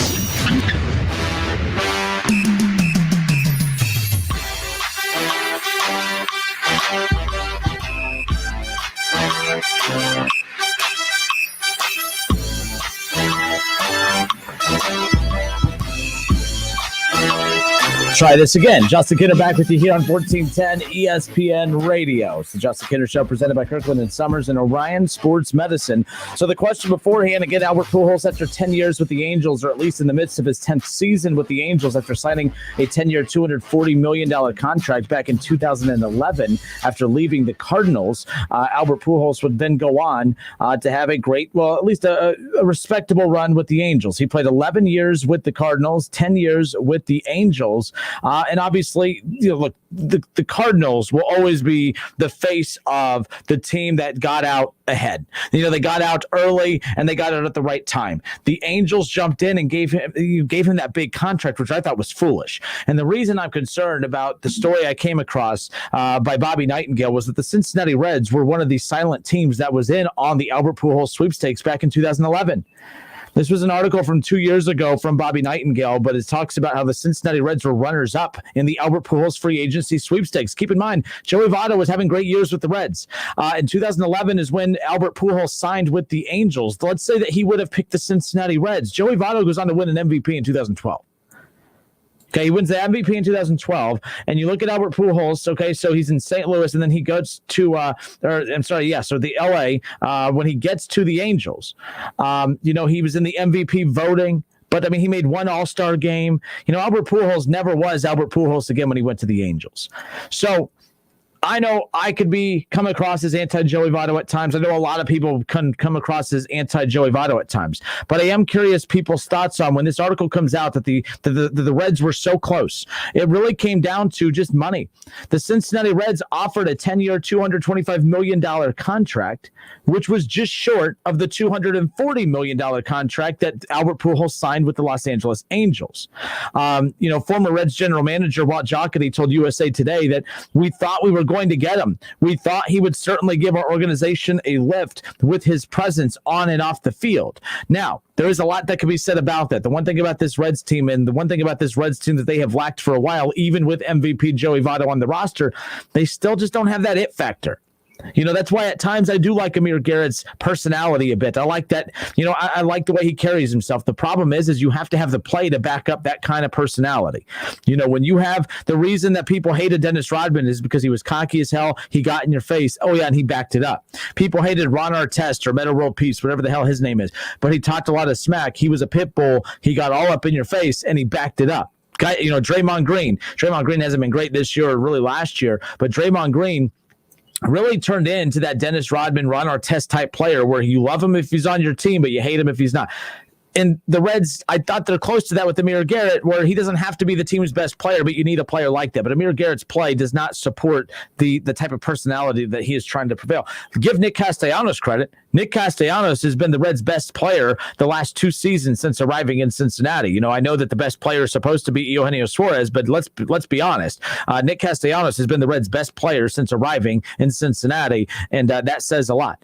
But let's say that the Reds, who offered this $225 million contract back in 2011, it was a 10-year, $225 million contract that they offered to Albert Pujols. Albert Pujols chose, the more money. Okay, he chose the $15 million to go play for the Angels, which makes sense. I mean, you could say that, yes, it's because the Angels offered him more money. I don't know if the $15 million differential is exactly what led to that, but let's be clear, he went to Los Angeles. That's what he ultimately picked.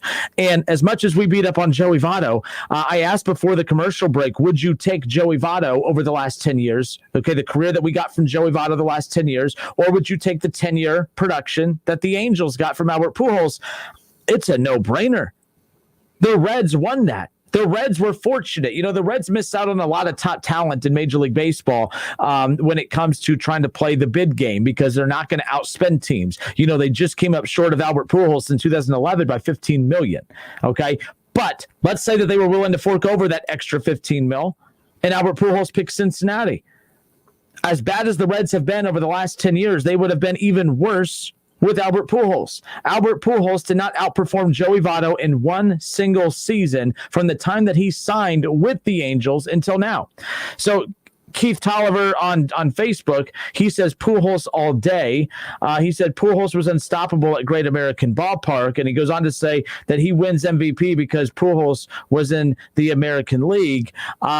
That's not true. If you look at Albert Pujols that season that he won, that Joey Votto won that MVP, you look at Albert Pujols' numbers that season in 2012. I mean, he did hit 285.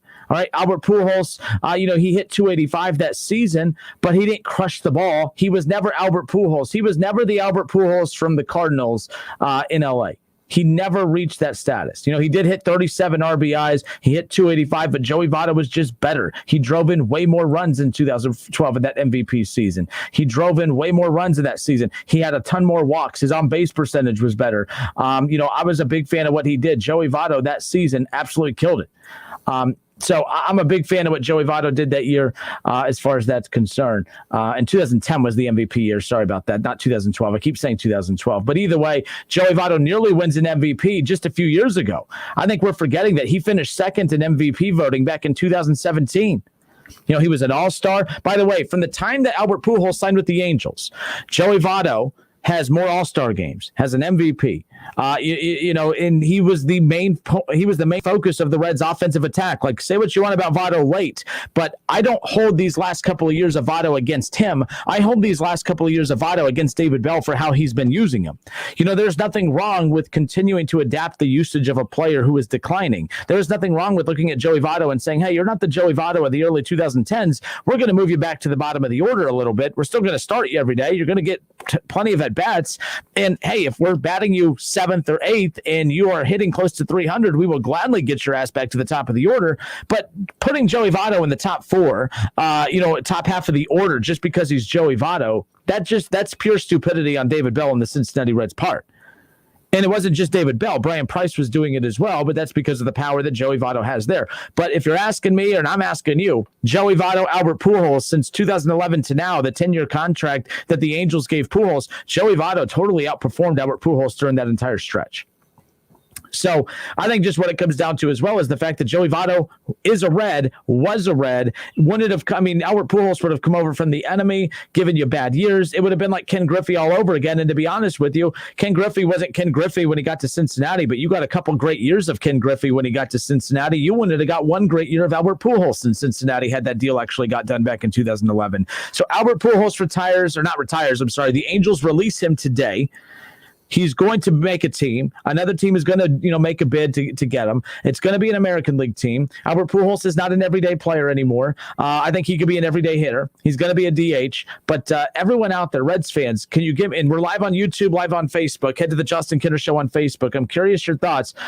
Would you want Albert Pujols on the Cincinnati Reds right now? It's a no for me, dog. That's a no for me. I'm going to pass. I like Albert Pujols, but I don't know what he does for the Reds. You could say, oh, well, Joey Votto's out for the next month and a half. I think Pujols would be a good veteran leader I think it was Phil who said that a little bit ago, which, he brought up a good point about a veteran presence in that dugout, in that clubhouse and everything. And I think that would help a tad, but I don't think it's going to help from a win-loss perspective. I don't think it's going to help from a production standpoint. Is he better than Joey Votto's hitting 220 right now? Albert Pujols is hitting 198. Joey Votto is better than Albert Pujols right now, and I think Joey Votto is struggling. So, I just don't see. I think we're falling in love with the name of Albert Pujols. We remember who Albert Pujols was in the 2000s. It was that perfect transition from Mark McGwire to Albert Pujols for the Cardinals, who just always seemed to be, in that perfect position to have that big power hitter. I mean, they did a good job of getting out early. They sold the stock while it was high. That's exactly what they did with Pujols, and they sold it right before it crashed. They sold that stock right before it crashed. I think it was very, very smart. Scott Campbell says, Albert Pujols on the Reds now? Nope, hard pass. I wouldn't put it past Bob to do it, though, sadly. That's my concern. The Reds do a lot of these strange things where they like to go out and get the legacy guys just to, when they brought Bronson Arroyo back. I love Bronson Arroyo. In fact, how about that? He's going to be on the broadcast call for the Indian series this weekend. I'm pretty pumped about that. But when he came back, everyone was really pumped. I'm like, look, I love Bronson Arroyo, but it's not Bronson Arroyo. It's just a former Red that you're hoping you can rekindle some magic with. Bringing Albert Pujols to Cincinnati right now does absolutely nothing. You bring him back because Votto's going to be out for a month. You're going to substitute one 220 hitter for another sub 200 hitter that's going to probably be injury prone as well. I mean, if the Angels and Madden couldn't find a way to use Albert Pujols, what makes you think the brain trust in Cincinnati is going to do? I'm just saying. I'm not a fan of that idea. I think that the Reds are better off finding a way to make Moustakas work at first. And I think think that this definitely exposes the Reds' inability to plan post-Joey Votto. I mean, they have literally tried everything in their power to just not think about post-Joey Votto. The end of Joey Votto is here. Like, we're wrapping that up. It is no more. I mean, we're coming out to the last year of Joey Votto's career in Cincinnati. There is no extension. He does not need to be in Cincinnati after this year. His production has not steadily declined. It has heavily declined over the last 3 years. It's the same song and dance every year. It's the same, I adjusted my swing in the offseason. I feel pretty good. I now choke up differently. And he does all these weird little practice swings. Joey Votto's been done for 3 years. And then you have the stat nerds out there who like to try to find every stat possible to try to paint this narrative that Votto is as good now as what he was 10 years ago, and that's about as foolish as anything I have heard, and I've heard a lot of foolish things. Joey Votto will always be one of the all-time great Reds. There will be always a huge pocket of fans that loves him, but Joey Votto's biggest problem is that he will never be linked to that memorable team. And it's not just that they didn't win a World Series, it's that they really weren't memorable as far as any kind of playoff appearances either. The playoff appearances they did make were more so well known for not making it out of the first round, not winning series, the epic choke job against the Giants. Those playoff appearances are always going to be marked for those reasons. Joey Votto will never be remembered. Like, the reason it's so easy, for one, when you think of, Johnny Bench and Pete Rose and Joe Morgan and all those guys were a part of those memorable teams. There's a lot of great players in baseball, but if they're not linked to one of those memorable teams, it's tough to always go back and remember them. Joey Votto, when you think of Joey Votto, what do you think of? I'll wait. Like, what do you think? What do you think of? I don't know. Like, when you think of Pete Rose, you think of Johnny Bench, you think of Joe Morgan. Oh, they're great players. Joey Votto's a great player. But what makes Joe Morgan and all those guys different? And don't just say they won a World Series. It's that they won a World Series, but they were part of those memorable teams, and they were a collective unit. Joey Votto was just always a really good player on a really bad team. Playoff teams early, but again, the Reds thought they knew more than Dusty Baker, moved on. And how many teams has Dusty Baker taken to the playoffs since then? How many World Series has Dusty Baker taken teams to since then? I know he hasn't actually pulled the trigger on winning one, but you know what? I will take coming up short in the playoffs versus not making the playoffs any day of the week and twice on Sundays. I have no clue why everyone is so anti-Dusty Baker when it comes to that. It doesn't make any sense. But 457-9464, you can also reach out on Facebook and on YouTube. Mike on Facebook says, thank you so much, Justin. Every year he has to change his swing to be paid over $100,000 a game to not average a hit per game the last 4 years. Now, I'm not holding that against Votto. Mike, my whole point about all of this is I'm not anti-Joey Votto. I'm anti-Joey Votto hitting at the top half of the order. Joey Votto, when the Reds gave him that 10-year contract, just like when the Angels gave Albert Pujols that 10-year contract, you give guys these 10-year contracts knowing that the $250 million that you're paying for, and some of these guys are paying $300, $350, $400 million. Hell, Mike Trout got $500 million. And when you look at the contract that these dudes are getting, every one of those teams that gives these guys a 10-year contract, they know damn well that you're paying for 10, but you're paying for 5. The Reds got 5 more years of really good elite Joey Votto. And then 18, 19, 20, and now 21. This is about what you expect. Joey Votto's doing what you expected him to do. Still being a dog, and he's still a fighter. He's still fighting off a lot of pitches. He's still drawing a lot of walks. I love Joey Votto, but he's old Joey Votto, not the Joey Votto of old. I don't criticize Joey Votto's production. I really criticize where he's at in the order. But anytime you sign these guys to these long-term contracts, I'm sorry, but if you expect them to be the same person they were when they signed the contract at the very end of the contract, that's not how it works. Teams know when they sign these guys to these long-term deals that they're not going to get the production in the back half of the contract. And the Angels knew that when they paid Pujols. The Reds knew it when they got Votto, but the Reds were smart enough to pay Votto when he was younger, and they got more out of Joey Votto the last 10 years than the Angels did out of Albert Pujols. The Reds won that, and the Reds were fortunate to lose. If there was ever a time that I'm glad that the Reds got outbid for a player, it was Albert Pujols. The Reds definitely dodged a bullet. Can you imagine if they would have signed Albert Pujols and let Joey Votto go because they signed Pujols? Can you imagine? That would have been that would have been Bengal-esque.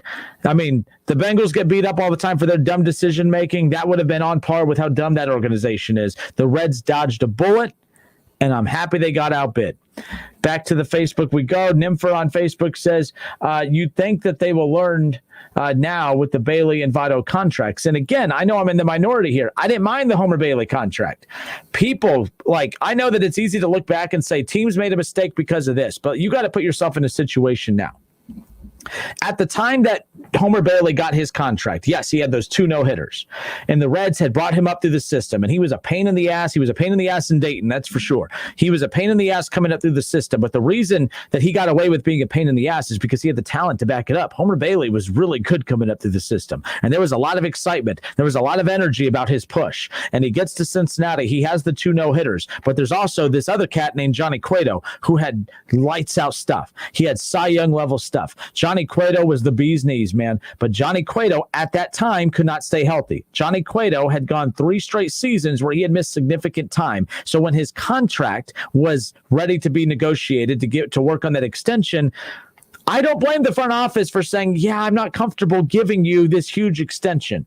Now, in typical Reds luck and in typical Reds fashion, the guy that's healthy and had 2 no-hitters and the sky seemed to be the limit for this kid, they give him the money.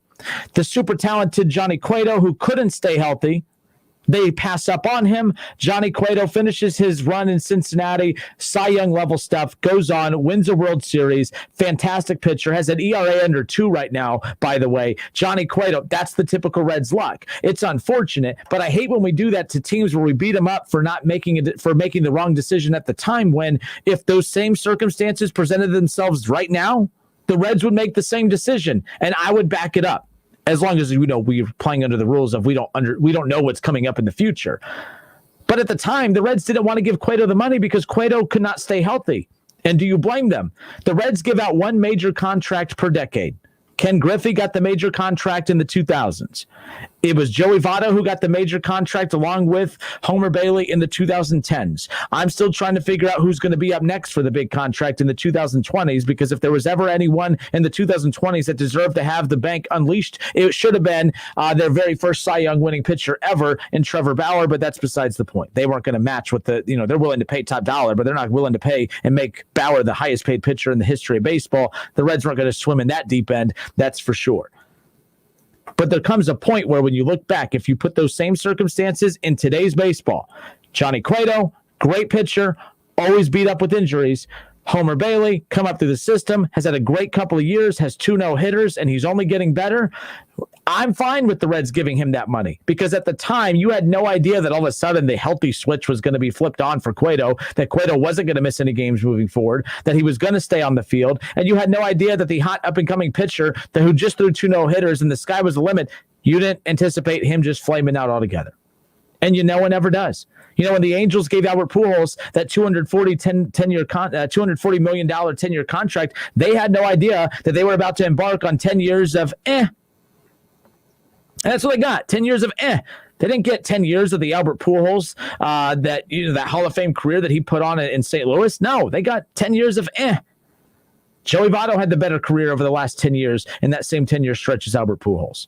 So, again, I know what you're saying, Mike. I definitely know what you're saying. Everyone always likes to go back to that Johnny Cueto, Homer Bailey discussion, but I do still believe to this day, although that I would have loved to, go back in time, knowing what we know now, of course you give Cueto the money. But at that time, I truly believe, me personally, I'm in the minority on this, I don't believe the Reds made the wrong decision. I think the Reds made the right decision at that time, because I promise you this much, let's say that the Reds had given Johnny Cueto that money. The media still would have beat the Reds up. They would have said, wait, the guy that has missed multiple months of baseball over the last 3 years because he can't stay healthy, you're going to pay him? And you're going to let the guy that has 2 no-hitters, you're not going to pay him? You're going to let him walk in the coming years? The Reds would have got destroyed for that. Now, they would have got destroyed, and then they would have been proven right. But obviously, everything's 50-50 in life. 50-50, you go, you know what I'm saying? Like, it's just you're damned if you do, damned if you don't. So, obviously, I wish the Reds would have signed Cueto, but I do not believe they made the wrong decision, because, again, it's all about context, and it's all about go back and and pay attention to what the times were. Cueto couldn't stay healthy. Homer Bailey was healthy. 2 no-hitters, hot up-and-coming star. Of course you pay Homer Bailey at that time. Johnny Cueto was a proven star, but he couldn't stay healthy. Why would you invest an entire bank of money? The Reds aren't the Yankees. The Yankees will give out one big contract. Oh, that was a bust. Okay, next, who are we giving it to? The Reds have to be very picky with who they give their big money to because that's probably the only big contract. They spend big money once a decade. Ken Griffey in the 2000s, Votto in the 2010s, Bailey obviously in there as well. Brendan Phillips, they never gave, they had to pick between Votto and Phillips. They made the right decision, period. Sorry, I went on that little side tirade there, but no, Mike, you're definitely, I'm not saying you're wrong. It's easy just to look back at that. But Mike says, he respects that. Justin Nichols says, I agree. So I appreciate that. I'm not used to having people agree with me. I tell you that much. It's the Justin Kinner Show with Kev Nash, presented by Kirkland and Sommers, right here on 1410 ESPN Radio. Dayton Dragons baseball. Again, the very first home game for the Dragons will be coming up on May 11th. Tom Nichols, the voice of the Dragons, will join us coming up here in the next hour, a half hour from now, actually, 5 o'clock. We'll chat with him about what's going on with the Dayton Dragons. They're already 2 games in. They have Great Lakes coming up tonight, 6:05. They are on the road for the rest of this week and heading into the weekend. But May 11th is when the Dragons' first home game of the season will be.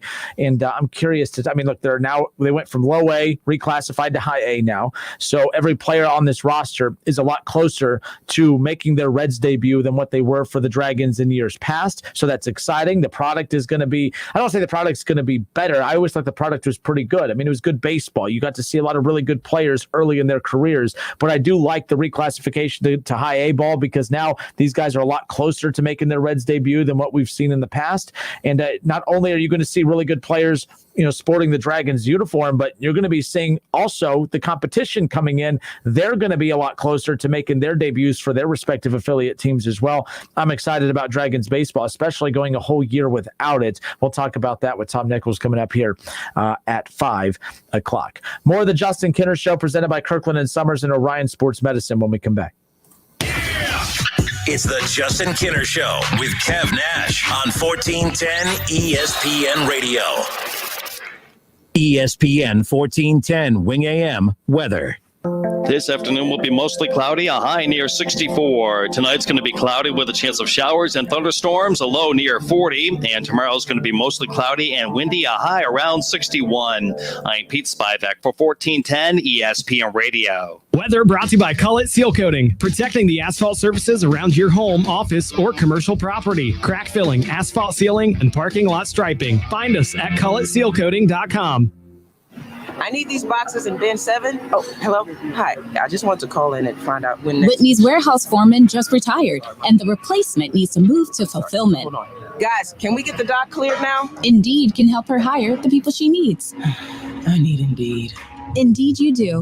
When you sponsor a job, you immediately get your short list of quality candidates whose resumes on Indeed match your job criteria. Visit Indeed.com/credit and get $75 towards your first sponsored job. Terms and conditions apply. Hey Dayton, this is Dan First, 5th generation at First Florist and Greenhouses. Our garden center is now open for this season and full of beautiful garden plants, vegetables, and more. You'll be amazed at the quality and volume of plants in stock. So stop in and visit us at 1306 Troy Street in Dayton. Call us at 937-223-1213 or visit us online at firstflorist.com. That's FURST florist.com. Shop First Florist and Greenhouses, celebrating 116 years in business. Cordell Transportation is now hiring Class A CDL drivers. $5,000 sign-on bonus. That's right, $5,000 sign-on bonus. Home daily dedicated lanes, no-touch freight. Apply today at CordellTransportation.com. Cordell Transportation, driven to succeed. Here's football legend Howie Long for Skechers Arch Fit shoes. Do you like comfort? Of course you do. Everyone does. But if you've never tried Arch Fit shoes from Skechers, you're missing out on next level comfort. Saying you like comfort but not trying Arch Fit is like saying you like Italian food but you've never tried pasta. You're missing out on the number one thing. Because with Arch Fit, Skechers created a whole new kind of comfort. They teamed up with podiatrists who used over 20 years of data to create a shoe that provides total foot and arch support for for all-day comfort. ArchFit distributes support across the arch no matter what foot type you have. You don't need an arch problem to love how they feel. And you say you have a passion for comfort but haven't tried them? That's like saying you're a sports fan but have never watched football. It makes no sense. So if you're the kind of person who claims to like comfort, stop what you're doing and try a pair of ArchFit exclusively from Skechers. Then you'll finally understand true comfort. See all the styles of comfortable, machine washable ArchFit shoes now at Skechers.com. Listen to this station anytime, anywhere on Odyssey. Odyssey is your new audio home for all the music, news, sports, and podcasts that matter to you. Odyssey. That's AUDACY. Hello, it's John Kozik, founder and president of TurboTrack Realty, and I buy houses as is, fast for cash. Call me today for an all-cash offer on any of your properties, and we can close within days at 614-362-2000, 362-2000. Do you own a property that's outdated and needs thousands of dollars in repairs? Great, I'll buy it. I'm a private real estate investor who can solve your real estate problems fast for cash. Do you want to sell and just be done with it? Okay, great. I buy vacant properties, boarded up houses, pre-foreclosures, and inherited properties. I also buy apartment buildings, rental portfolios, divorce homes. I even buy my tenant won't pay me the rent houses. I look forward to solving your real estate problems today. Give me a call for an all-cash offer at 614-362-2000, 614-362-2000. Arrowhead Tax Service in New Carlisle knows your time is valuable. And with the extension of the tax deadline to May 17th, they've extended their days and hours just for you. If you prefer to upload your files remotely, you can use their Taxes Go app safely and securely, or call today for an appointment. Remember, veterans, active military, first responders, and frontline workers receive 25% off their tax preparation. Arrowhead Tax Service, 113 West Jefferson Street in New Carlisle. Online at arrowheadtaxservice.com. There's never any FOMO with the iHeartRadio app. You won't ever have to miss out on your favorite shows and contests with this radio station again. Radio 24/7, 365. We're here when you want us. Stay connected and listen anywhere when you download the free iHeartRadio app. It's all about the nose. It's your air filter, the first line of defense against bacteria and viruses. If too many germs get stuck in your nose, guess what? You get sick. That's why it's so important to keep your nose clean, just like washing your hands. Nasal irrigation gets rid of germs by rinsing the nasal cavity, but neti pots are hard to use and, frankly, kind of gross. Now there's a better way to keep your nose clean and help your body protect itself. It's called Navage Nasal Care. Navage uses powered suction to flush out allergens, mucus, bacteria, and viruses. Millions use Navage for fast, all-natural relief from sinus congestion and allergies, and to breathe better, sleep deeper, snore less, and feel healthier without drugs. Navage is easy to use, affordable, and comes with an absolute guarantee of satisfaction. You wash your hands and brush your teeth every day. Now it's time to start cleaning your nose with Navage. At Navage.com, CVS, Walgreens, Bed Bath, Target, and Rite Aid. Navage. Navage. Clean nose, healthy life. Audible Plus is everything you want to hear. Listen all you want to thousands of select originals, audiobooks, podcasts, and more. Sign up for a free Audible Plus trial at audible.com. Hey everybody, it's Stephen A. Smith, and everyone knows my feelings on Cowboys fans. But really, Justin Kenner, you're a Cowboys fan and a Browns fan? Good Lord have mercy. I don't know what the hell to do with y'all. I really don't. It's the Justin Kenner Show with Kev Nash. Weekdays from 3 to 6 p.m. on 1410 ESPN Radio.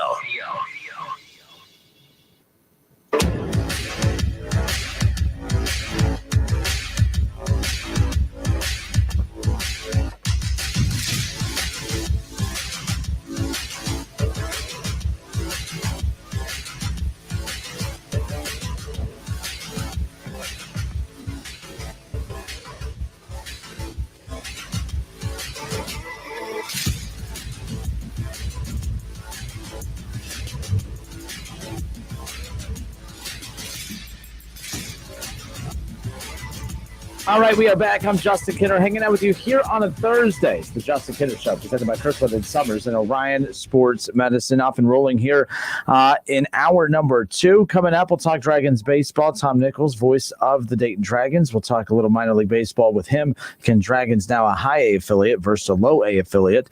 Which doesn't mean, look, it's not going to change so much the experience at the ballpark. The experience at the ballpark this year is going to obviously be different at Day Air Ballpark just due to the COVID restrictions put in place. But overall, it's still going to be that great Dragons experience that you always get when you go to a Dragons game. So I am looking forward to that. Look, I'll admit, I've never really fully taken advantage of the Dragons being here in Dayton.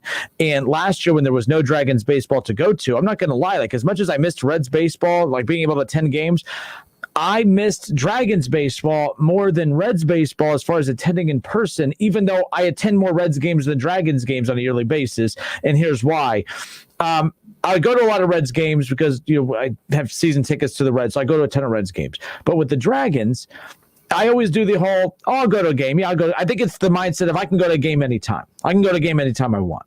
So I always feel like I have, like I can go at any time that I want. But last year when I didn't have the decision to go, I was like, man, that really stunk. I hated that because I'd go to about 4 or 5 games a year. I'd go with some friends, and it would just be a great time. There's a baseball game going on. Yes, you're watching the game, but it's just a great environment. It's a very laid back environment. You could take in a baseball game. There's great food. Get some drinks, hang out with friends. I love the atmosphere at Day Air Ballpark. So not having that last year, I missed that more than Reds games. And I know it's weird because I go to more Reds games than Dragons games, but I think I just missed the opportunity to go. And I'm going to, really look forward to getting back to Day Air Ballpark for some Dragons games. And we'll talk about some of the changes with Tom Nichols coming up here in just a little bit. So interestingly enough, the draft talk, I got tired of it. I'm not going to lie to you. I was running out of different ways to tell you that the Bengals should have taken Penei Sewell. And I lost that battle, clearly. It is what it is. It doesn't change just because I didn't take Penei Sewell doesn't mean that I'm changing my stance. Someone, I think it was Matt Sturgeon on Facebook, had called me out about why am I only posting the articles of those who are critical of the Bengals and not posting the many articles that are saying that the Bengals did a good job. It's a fair point. I didn't really have a comeback for that. I think that we all live in a world where our views and opinions on things, we just keep going back to the outlets that provide the content that back what we believe. I think that fans are just as guilty of that, of hosts, and vice versa. For instance, not talking politics, not even close, but I could flip that on any listener and say, well, if you are a Fox News viewer, I could say, well, how come you only post Fox News things? How come you don't post any CNN things? Well, CNN doesn't tell you what you want to hear, right? So you just post what you want. Or if you're a CNN viewer, how come you don't post any Fox News stuff? Well, because Fox doesn't tell you what you want to hear. So if I post on my page, by the way, things that I find interesting, it's because it backs up what I say. I'm just as guilty of what I accuse other people of doing, but I found it interesting. But I got so sick of the draft talk. I was so overwhelmed with how annoying it was. And if I found it annoying, I was annoying myself. I know I was annoying you guys, but some of you are used to me being annoying, so I appreciate that. But I can't believe that here we are a week later. A week ago tonight was the NFL draft, or at least the first round, the start of it. And here we are a week later, and Todd McShay doesn't miss a beat. He puts out his next mock draft, the early mock draft for 2022. I'm not going to waste your time with it. I found it interesting. He lays out his very first mock draft, the early mock draft for 2022. The only thing that caught my attention is, and again, this backs up my stance on the Bengals. I don't believe they got they're slightly better, but there's only one way you can go when you're as bad as what they were, and that's up. But how high up did you go? Not very. Todd McShay, based on where he has the Bengals picking in his latest mock draft, it clearly shows that the team's not as improved as what Bengals fans would like you to think. They picked number 5 in this year's NFL draft, and he has them picking number 5 in next year's NFL draft again. No, the draft order did not stay the same. He created the draft order based on how he thinks that the teams are going to pan out. The Bengals picking at number 5 again. The Bengals have picked in the top 10 for quite a few years now. And you would think that with all the additions that they've made, especially this offseason, and Bengals fans trying to convince me otherwise, then why is it that all the analysts out there still have the Bengals picking in the top 10 and in this situation in the top 5 as far as that goes? They have the Browns picking at number 27. The Browns take a pass rusher. And the Bengals take an offensive lineman, unless there's some, punter that catches their attention, I'm sure, that they always seem to prioritize over the O-line. But I did find that interesting, but that's not really where I'm going into right now. Chris Olave is in this draft and a lot of big key pieces. So I'm just now starting to recover from this year's draft. I'm not ready to get into next year's, but I just wanted to drop that little piece of information. I do want to talk about the Bengals in a positive spotlight here. One of my favorite things that the Bengals have done, even though I do think it's a little not too late, because too late means it's too little too late. I think it should have been done a long time ago, but the Bengals Ring of Honor. We know that Paul Brown and Anthony Munoz, the two biggest names in the history of Cincinnati Bengals football, they're the inaugural, they're the two that were just pushed in automatically as far as the inaugural Ring of Honor class for the 2021 class. And season ticket holders get to vote on the next two. They're only going to nominate 4 for this year. 2 have already been decided, and Anthony Munoz and Paul Brown. The Bengals season ticket holders, as well as some other, special interest people, get to pick and vote on who the next rounds of who the next 2 are going to be. I'm looking at Chad Johnson, Dave Lapham, Max Montoya. You look at Ken Riley, Reggie Williams, Bob Trumpy. How about Bob Trumpy on this list? So the Bengals released the 2021 nominees. A lot of really interesting names on here. Ken Anderson, Willie Anderson, Jim Breach, James Brooks, Chris Collinsworth, Isaac Curtis, I'm a big fan of. How about David Fulcher? Love David Fulcher.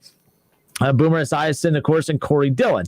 Now, excuse me, those are the names that we expected to be on this list. And I'm curious, every name on this list are the names of the former Bengals greats that these season ticket holders can vote on. And my 2 easily, no question about it. Like, I don't even know why they're doing the voting thing this year. I think it should have just been Anthony Munoz, Paul Brown, and then Ken Anderson, Ken Riley. Ken Anderson, former MVP quarterback, gets the team to a Super Bowl. Obviously, Ken Anderson, who's been on the show more than once over the past year. I love Ken Anderson, so my bias is, of course, going to vote for him, but it's common sense. Ken Anderson deserves to be in. I've seen different opinions on how this should have all been played out. I saw Willie Anderson tweet out today, and I really like the idea. Because this is the first one, only putting 4 names in, which I liked at first, but I've been swayed to think differently now. Because it's the first one, and you're behind every other major franchise out there that has a Ring of Honor or some kind of honor system to honor the history of the great players from the franchise's past, really believe that there should have been way more. That there should have been way more in this first class. And one thing that I would have suggested them doing is to maybe have a little fun with it, to stretch it out over each week of the regular season. I would have just announced straight up that you would have had Anthony Munoz, Paul Brown, Ken Anderson, and Ken Riley. Those would have been your first 4 put in automatically to kind of headline the 2021 class. And then I think you should load it up. Willie Anderson believes that, throughout the season, there should have been a group inducted at the beginning of the season and at the end. I'd go a step further to stretch it out over the majority of the season. I would say, hey, either every week, it's a 17-week regular season. Every week, we're going to announce a new name to be inducted into the Ring of Honor. And I think so week 1, boom, they make an announcement that week. They would get a lot of social media play off of it. They'd get a lot of headlines. The key to all of this, and the NFL does it better than any other sport. NBA is the second best. Baseball is the worst, of staying relevant beyond just the games on the field or on the court or on the ice. And the NFL does that better than anybody. There is no off season in the National Football League between the draft, between the combine, between the preseason, between when camps, voluntary, non-voluntary camps. I mean, they're doing a schedule release show coming up later this month, and they're going to get a big rating for that. We cannot get enough football. It's all about mastering the art of keeping the spotlight on you. And I think that the Bengals would have been better off announcing the big 4 to be the face of the inaugural class, but then every week announce a new name to be inducted. Have a large class for the first go round, and then maybe shrink the amount of people that make it the years after, just so you don't put everybody in at one time. But imagine if every week of this upcoming regular season, they announce in, week 1, of the regular season, that Isaac Curtis will be honored at the next home game, being inducted into the Ring of Honor. David Fulcher, Boomer Esiason, whoever. I don't care about the names so much right now, but I think it would be a great way to stretch out the conversation, to keep them relevant, to keep them top of mind awareness, so that boobs like me don't focus on the fact that they have a trash offensive line, right? Like, this gives me something positive to talk about the Bengals for once, and I'm excited about it. I don't think they did it wrong. I would have liked to seen it done differently, but I don't think there's a right or a wrong way to do this. What was wrong was them not having a Ring of Honor, and they've corrected that wrong, and that's all that matters at this point. I'm not saying this name. There's only one name that is not on the nominee list, folks. And Bengals fans, I want to hear from you. Go to YouTube, go to Facebook. YouTube, we're search ESPN Dayton on YouTube. And then on Facebook, search The Justin Kinner Show. Everybody has Facebook, so get on Facebook now. There are a lot of great names on the list of nominees that season ticket holders can vote for. Your Ken Andersons, your Willie Andersons, Jim Breach, James Brooks, Chris Collinsworth, Isaac Curtis, Boomer Esiason, Corey Dillon, David Fulcher. I mean, you have Chad Johnson, Dave Lapham, Max Montoya, Lamar Parrish, Ken Riley, Reggie Williams, Bob Trumpy. I mean, there's great names on this list. Is there any name that's missing? And just because I say a name that's missing, it doesn't mean that this name will never get in, but I do find it kind of interesting that Carson Palmer's name is not on this list. Now, I'm not going to pretend to be dumb to the fact as to why his name's not on the list, but to act like he shouldn't be on this list is kind of ridiculous a little bit, right?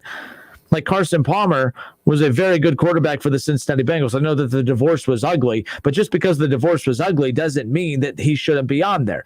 And I'm curious, like, what is the threshold for what gets you on this nominee list? Will Carson Palmer be on the list in the future? Just because you're not on this list now doesn't mean that you'll never be voted into this thing. But I am kind of curious. Carlos Dunlap.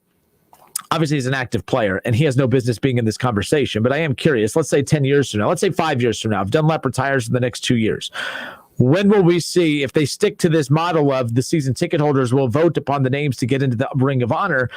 Carlos Dunlap had a great run with the Cincinnati Bengals, but it was an ugly fallout when he left, when he got traded to Seattle. So I am curious, will Carlos Dunlap's name never be on this list because of the ugly fallout between the two? Or will the Bengals do the non-petty thing and actually honor their former greats regardless of what the relationship is between both parties? I am curious how that's going to pan out. But did anyone else notice or find it odd that he was not on this list? I'm not saying I would vote for him. I definitely wouldn't. I wouldn't vote for him. But to not have him on this first group of nominees, I mean, your most current players on this list: Willie Anderson, Chad Johnson, and Corey Dillon.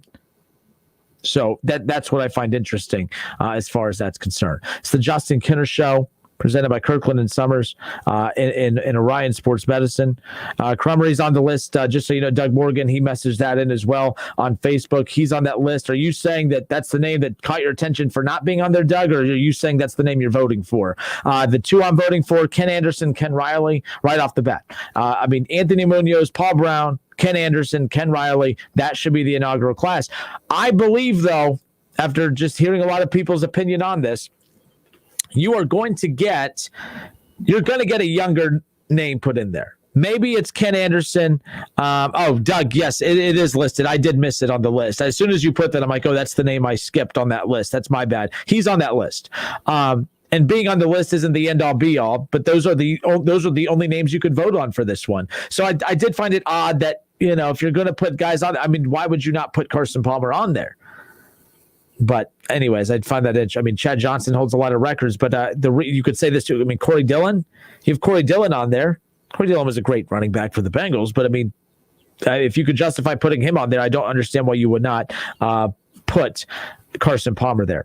Greg Bertkey says Corey Dillon did not leave under the best circumstances, and he is on the list. Greg, I don't recall, how ugly was that? Did he force his way out? I don't remember. I know where he ended up. He ended up with the Patriots. Greg, help me out on that. What was the fallout like between Corey Dillon and the Bengals? Was it that bad? Because I think the Bengals are petty. I think a lot of teams are petty. I'm not taking a shot at them on this, but I do believe the Bengals are petty. So if it ended as poorly as what you say, I just have a feeling he wouldn't be on there. He wouldn't be on there, in my opinion. But either way, Corey Dillon's great, former Bengals great, but I don't think he's one of the best of all time. But he's on this inaugural list, so I do find that interesting. But it will be interesting to see. I don't know why I did not know this. I should have known that he threw his pads into the stands his last game. Corey Dillon doesn't trash the organization, though. Obviously, that was a bad fallout. So that's a great example, Greg. Appreciate that. So if that's the case and Corey Dillon's on this list, I think a guy like Carlos Dunlap years down the road will be on there. I think you'll see that. Interesting. But Carson Palmer is regularly doing media hits and regularly taking shots at the Cincinnati Bengals. He was one of the main ones that was talking about why Joe Burrow should consider not playing in Cincinnati. because many people believe that what's going to end up happening with Joe Burrow, it's going to be the same rollout or fallout of what happened with Carson Palmer in Cincinnati, which I don't think that's the case. I mean, look, I make my jokes here and there about the Bengals, but you could tell that Joe Burrow genuinely loves playing in Cincinnati. And that says a lot considering how poorly things went last year. Season-ending injury, got beat up, and yet he's still the biggest cheerleader of the organization. He has been out there in the media. He has been very vocal about the players he liked in the draft. I don't see the Joe Burrow comparison at all to Carson Palmer outside of the fact that both are going to be great quarterbacks. I mean, I think it's going to take a lot to push Joe Burrow's buttons. I'm not saying he doesn't have a button to push to really push him over the edge, but he seems a little bit more laid back and a little bit more happy-go-lucky than some of the other guys. So it'll be interesting to see how that pans out nonetheless.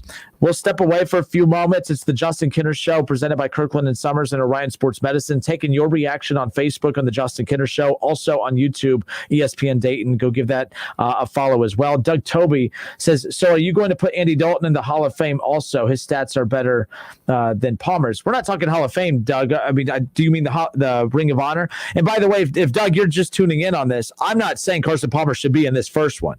I just noticed on the list of names that they put to vote on, Carson Palmer's name is not even on this on the nominees list for the season ticket holders to vote on.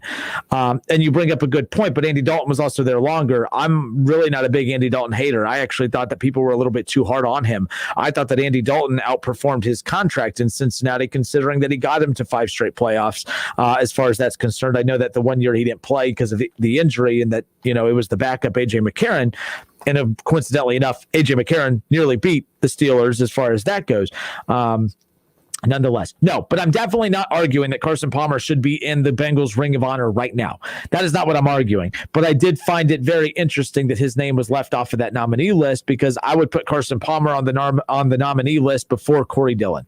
That's where I'm at with that. Not saying I don't like Corey Dillon, but I think that if you talk about the importance of what the players have meant to the organization over the decades, Carson Palmer meant a lot more to the Bengals than what Corey Dillon did as far as that goes. Both had an ugly exit with the organization, but we don't really hear much from Corey Dillon. I mean, we still hear from Carson Palmer. Carson Palmer is one of the main reasons that the narrative of Joe Burrow sitting out or, coming out and announcing he doesn't want to play for Cincinnati, that whole narrative took off because of Carson Palmer.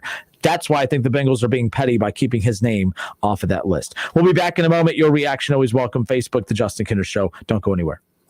Listen, stream, watch. It's the Justin Kinner Show with Kev Nash right here on Dayton's ESPN Radio, 1410 Wing AM. Hey Dayton, this is Dan First, 5th generation at First Florist and Greenhouses. Our garden center is now open for this season and full of beautiful garden plants, vegetables, and more. You'll be amazed at the quality and volume of plants in stock. So stop in and visit us at 1306 Troy Street in Dayton.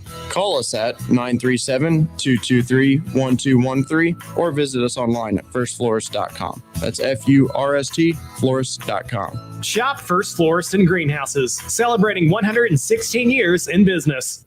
Hi, my name is Brian Sommers, and I'm an attorney with Kirkland and Sommers. We are a law firm dedicated to divorce and family law. We have 2 locations serving Miami Valley, one near Austin Landing and the other in Troy. Remember, we're not part-time divorce and family lawyers. We're full-time here for you. Kirkland and Sommers, trusted and experienced, a family law practice dedicated to serving you. Visit them online at kirklandandsommers.com. That's Sommers with an O, kirklandandsommers.com. Attention Class A CDL drivers. Looking to be more than just a number? Yoel Transportation in Dayton is looking for drivers with at least 1.5 years experience. Yoel has open positions for no-tarp flatbed drivers and no-touch regional or local van drivers. Yoel is ELD compliant and offers 401k with match, medical, dental, vision, holiday pay, vacation, safety bonuses, and now has a rider policy. Call Rick or Joe at 937-294-5933 and ask about the $5,000 sign-on bonus today. Need a U.S. passport? We can help. Hi, this is Mike Foley, your Montgomery County Clerk of Courts. Visit one of our convenient auto title locations in Heber Heights, Clayton, downtown, Moraine, and Centerville. Make us your first destination before you travel abroad. No appointments ever needed. We do passports.com for more info. Landscape now and enjoy all summer with the 11% off everything at Menards. There's no limit to what you can create with Menards' huge selection of landscape blocks. From a sturdy retaining wall to a quaint path through your garden. Creststone straight blocks are 99 cents after 11% rebate. Get 11% off everything now at Menards. Good through May 8th. Savings are mail and rebate. Some exclusions apply. See store for details. Save big money at Menards. Oh, hey, you. It's Nicole Lapid, New York Times bestselling author, the only financial expert you don't need a dictionary to understand, and now the host of the new daily podcast, Money Rehab. So here's the deal. I'm going to rehab your wallet so that you can get your financial life together once and for all. Because we all have money problems, and the biggest mistake you can make is not admitting you have a problem. So let's make some change.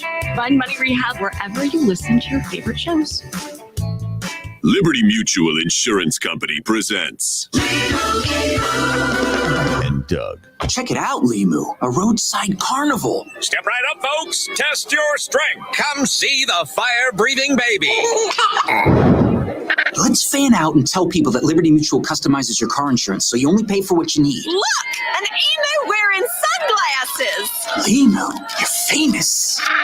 Only pay for what you need. Liberty, liberty, liberty, liberty. At CVS, you could earn up to $50 in extra bucks each year just for filling prescriptions. Terms and conditions apply. Not available in all states. See cvs.com/RX rewards or pharmacy for details. The Reds are on the radio. Every hit, every strikeout, every Reds victory. You can catch all of the action all season long right here on Dayton's home of the Reds, 1410 ESPN Radio. College football playoffs, Browns, Bengals, Buckeyes, and more. Catch the Keith Fire Show Mondays at noon on 1410 ESPN Radio.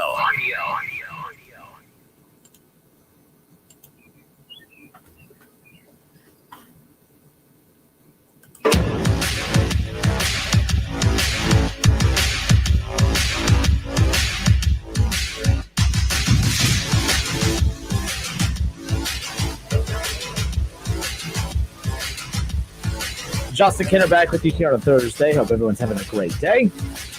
But again, the Ring of Honor nominees, the list was put out today, and I just noticed some key names were missing off of there. You can't even vote on Carson Palmer. And even if Carson Palmer was on that list, he's not getting voted into the inaugural Ring of Honor for the Cincinnati Bengals. It just caught my attention as far as that's concerned.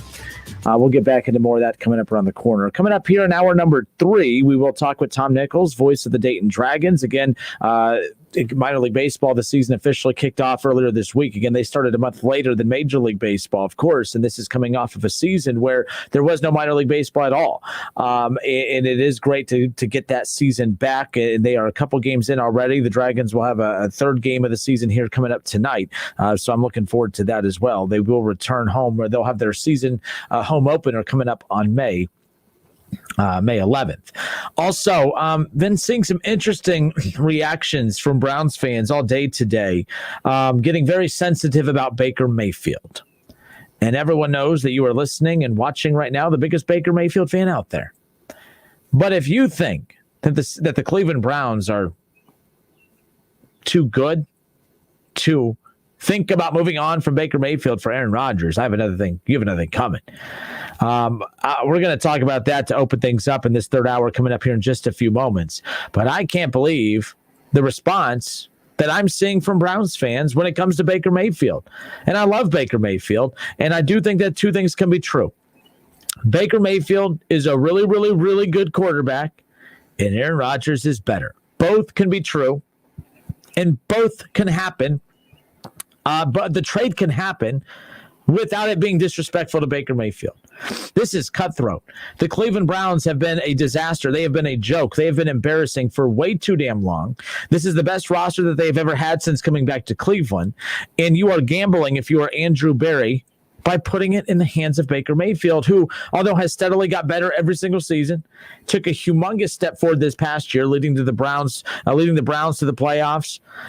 In a division, by the way, that had 3 playoff teams, a very tough division. It's not like the Bills who won their AFC East or whatever the hell it is that they play. They won a crappy division with the Jets, with the Dolphins, and with the Tom Brady-less Patriots. Okay, everyone that's drooling over the Bills, give me a damn break. Like the Cleveland Browns actually had to play tough teams twice throughout the season. They made the playoffs, won 11 games, won 12 total on the season, including beating Pittsburgh 2 of the 3 times they played this year, one of those being in the playoffs. All right. So Cleveland has done a fantastic job with Baker Mayfield. But if you think that Cleveland should not get Aaron Rodgers to finish the deal, I don't know what to tell you. I mean, that's like saying, hey, I don't want to win a Super Bowl.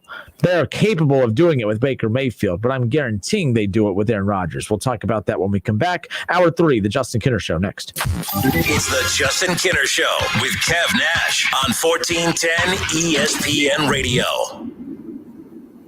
Mother's Day is this week, and JCPenney's got amazing gifts for mom. It's her time to shine, so get her select $15 lab-created white sapphire jewelry, or Thursday to Sunday, save on Mom's Day deals. Select Liz Claiborne apparel, accessories, and home are up to 40% off, and save extra with a 25% off coupon. Celebrate the woman who does it all. JCPenney. Offers and coupon valid through 5/9. Some exclusions apply. $15 jewelry excluded from coupons and rewards. See store or jcp.com for details. So, how can I promote my new curbside pickup service? It's possible with Staples Connect. I need custom floor decals that'll get noticed, not just walked on. Also possible. Staples Connect can help your business grow with custom printed sales and marketing materials. And now get 15% off signs, posters, and decals when you spend $75 or more. Explore what's new at your local Staples store or staplesconnect.com. Staples Connect, the working and learning store. Ends 5/29. Visit staples.com/signage for details.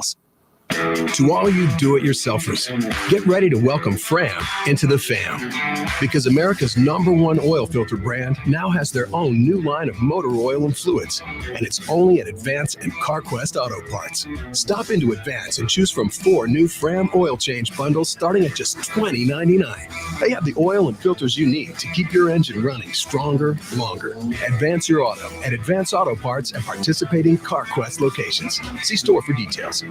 Folks, you won't find old Roy at Homestead Feed and Supply. We carry raw-coated Canidae, a new product. Less in, less out. Best breed, an Ohio company. Blue Buffalo and other premium dog foods. Because you love your dog, Homestead Feed and Supply, 1833 North Dayton Lakeview Road. Tell them the Colonel sent you. Your home for fun, food, sports, and spirits is also the home for value. Frickers Everyday Value begins on Monday with boneless frickin' chicken wings, 69 cents each. Tuesday offers traditional frickin' chicken wings, 69 cents each. On Wednesday, enjoy a steak dinner for $6.99, and Thursday, frickin' chicken chunks for $6.99. Download the Frickers mobile app to receive loyalty points, free food, and order online. Today and every day, the home for everyday values is the home for fun, food, sports, and spirits. Frickers. Cordell Transportation is now hiring owner-operator and fleet owners. Dedicated home daily round-trip lanes. That's right, round-trip, get paid for all miles, 100% no-touch freight. Cordell is offering great pay, a discounted fuel program, and free on-site truck parking, plus a $5,000 sign-on bonus per truck. Take advantage of the dedicated round-trip miles, sign-on bonus, and home every day or every other day. Go online to CordellTransportation.com to apply today. Cordell Transportation. Driven to succeed. Liberty Mutual customizes your car and home insurance so you only pay for what you need. Liberty, liberty, liberty, liberty. You want more local content from Dayton's ESPN radio station 1410 Wing AM? Make sure you subscribe to the WING 1410 Dayton YouTube channel, where you can watch all your local shows live or go back and rewatch previous episodes of the Justin Kinner Show with Kev Nash, the Keith Byers Show, Talking Out Loud with Sully, and more. WING 1410 Dayton. Dayton's ESPN radio.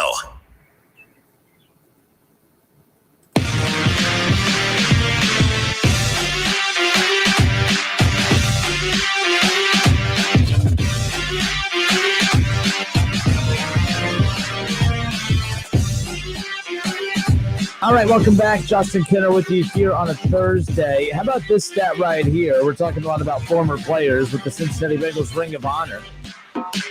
talked a lot of Reds baseball today as well. And here's a former Red that is absolutely dominating right now. I thought that when the Reds lost Aroldis Chapman, I was like, man, that's tough. The Reds weren't very good when they lost Aroldis Chapman. He was a part of a lot of the many departures that were kind of exiting Cincinnati as they were really just diving into the deep end of the rebuild. They had moved on from Jay Bruce and Brandon Phillips and Todd Frazier and so on and so on.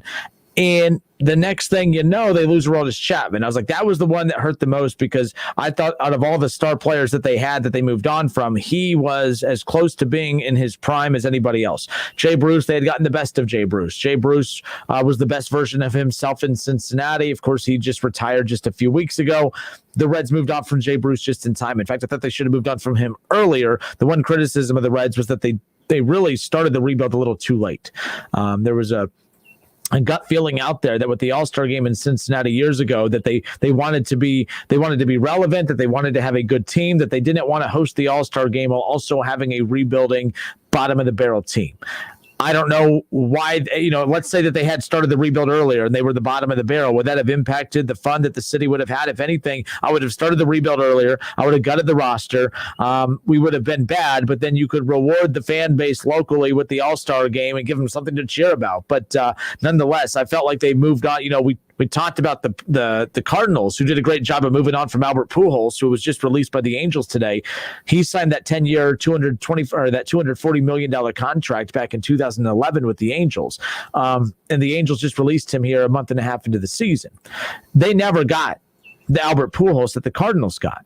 The Cardinals did a great job they milked that cow for everything that he could give, and they basically got rid of him. They got rid of the stock low as high. And that's what you got to do. And there's a lot of teams who are not confident in themselves to do that because they have that constant fear of, we worked really hard to get this kind of talent. We're not confident in ourselves to replace that talent, so we're going to hold on to them longer than we should. The Cardinals don't have that identity crisis. The Cardinals always believe in themselves as a front office and as an organization. They believe that, hey, we moved on from Mark McGwire and we got an Albert Pujols. We're going to move on from Albert Pujols and we're just going to go on to win a World Series. Like, that's the Cardinal way. Like every pro sports league out there has that team. The Spurs have kind of dipped off over the years, of course, but they kind of had that little plan. You went from David Robertson and Tim Duncan to the Tim Duncan, Tony Parker, Manu Ginobili. As Manu Ginobili and Tony Parker and Tim Duncan get older, then they win that championship, of course, with Kawhi Leonard in the mix. Although he wasn't the star player, they have always had that blend of, they've always had that handoff power of, okay, we have our stars, milk it, have the next guy in line ready to hand it off, and basically just like a relay race at that point. And that's what the Spurs have always done. The Cardinals do the same thing. The Reds always have this fear of wow, we got to hold on to him because if we move on from him, we're not confident in our ability to replace him. The Cardinals have that confidence. The Yankees have that confidence. The Cubs have that confidence. The Reds do not, which is why they held on to Todd Frazier too long. They held on to Zach Cozart too long. They held on to Jay Bruce too long and Brandon Phillips too long. All guys that had they traded even a year sooner would have really got a ton more back in return, and they really ruined a lot of the returns that they got. The Cueto stuff that they got in return was horrible. Duvall worked out for 1 year. Duvall's playing pretty well for the Braves, or was playing pretty well for the Braves, the last couple of seasons. I think he's still with the Braves. I actually haven't even checked that, to be honest. I know he was with the Braves last. Of course, he hit a home run against the Reds in the playoffs last year. So that was salt in the wound as far as that goes.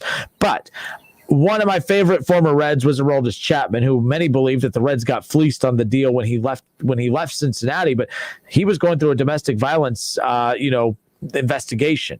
And this was right on the heels of the Ray Rice situation in the NFL, and all eyes were on the leagues cleaning this situation up. It's sad that it had to take that long, but here we are.